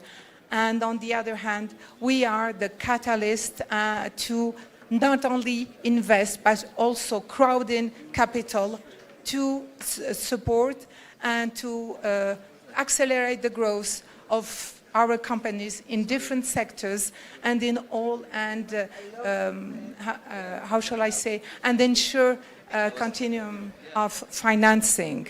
And so these are my words in a very short time. Thank you very much. James, I've heard you say before that Africa must move from potential to results. Is that finally happening? And are we seeing also the partnerships that we need? I think what we saw today is leadership stepping up, and Africa and Europe, and specifically France, providing global leadership. That has been a missing point. The team in front here, we have organized ourselves under the chairmanship and leadership of Dangote, and called ourselves the African Renaissance Group. We wanted to lead, and that is why you find Dangote is making the commitment he's making. If you look at equity, we have named the 4 countries that we shall be in the next couple of months, why we must lead the transformation, unless everybody will follow.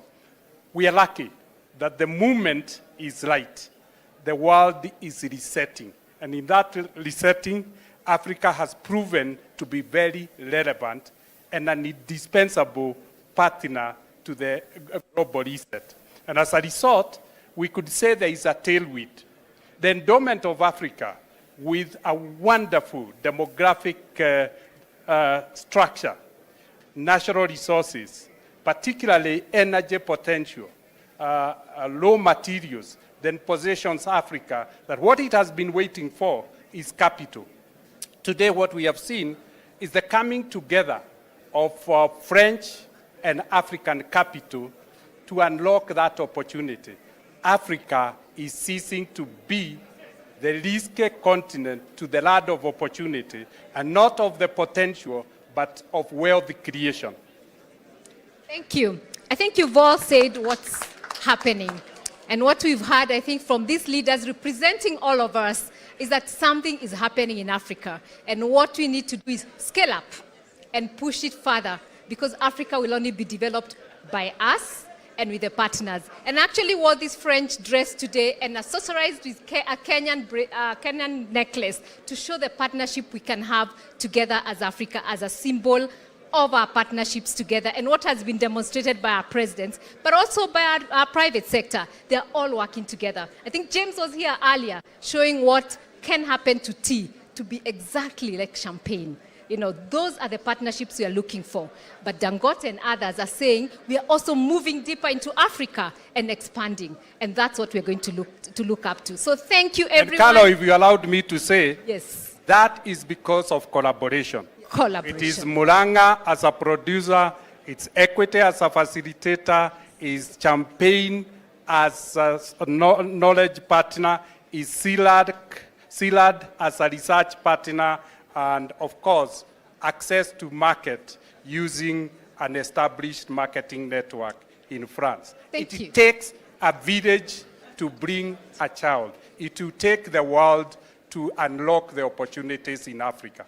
Thank you very much. And Africa must have the opportunity to choose its partners. And thank you very much. Have a good evening, and hope you've had a great day. Sorry we couldn't do everything because of the day became short, but I think you've had an excellent day and great partnerships. From the African Union. Yes.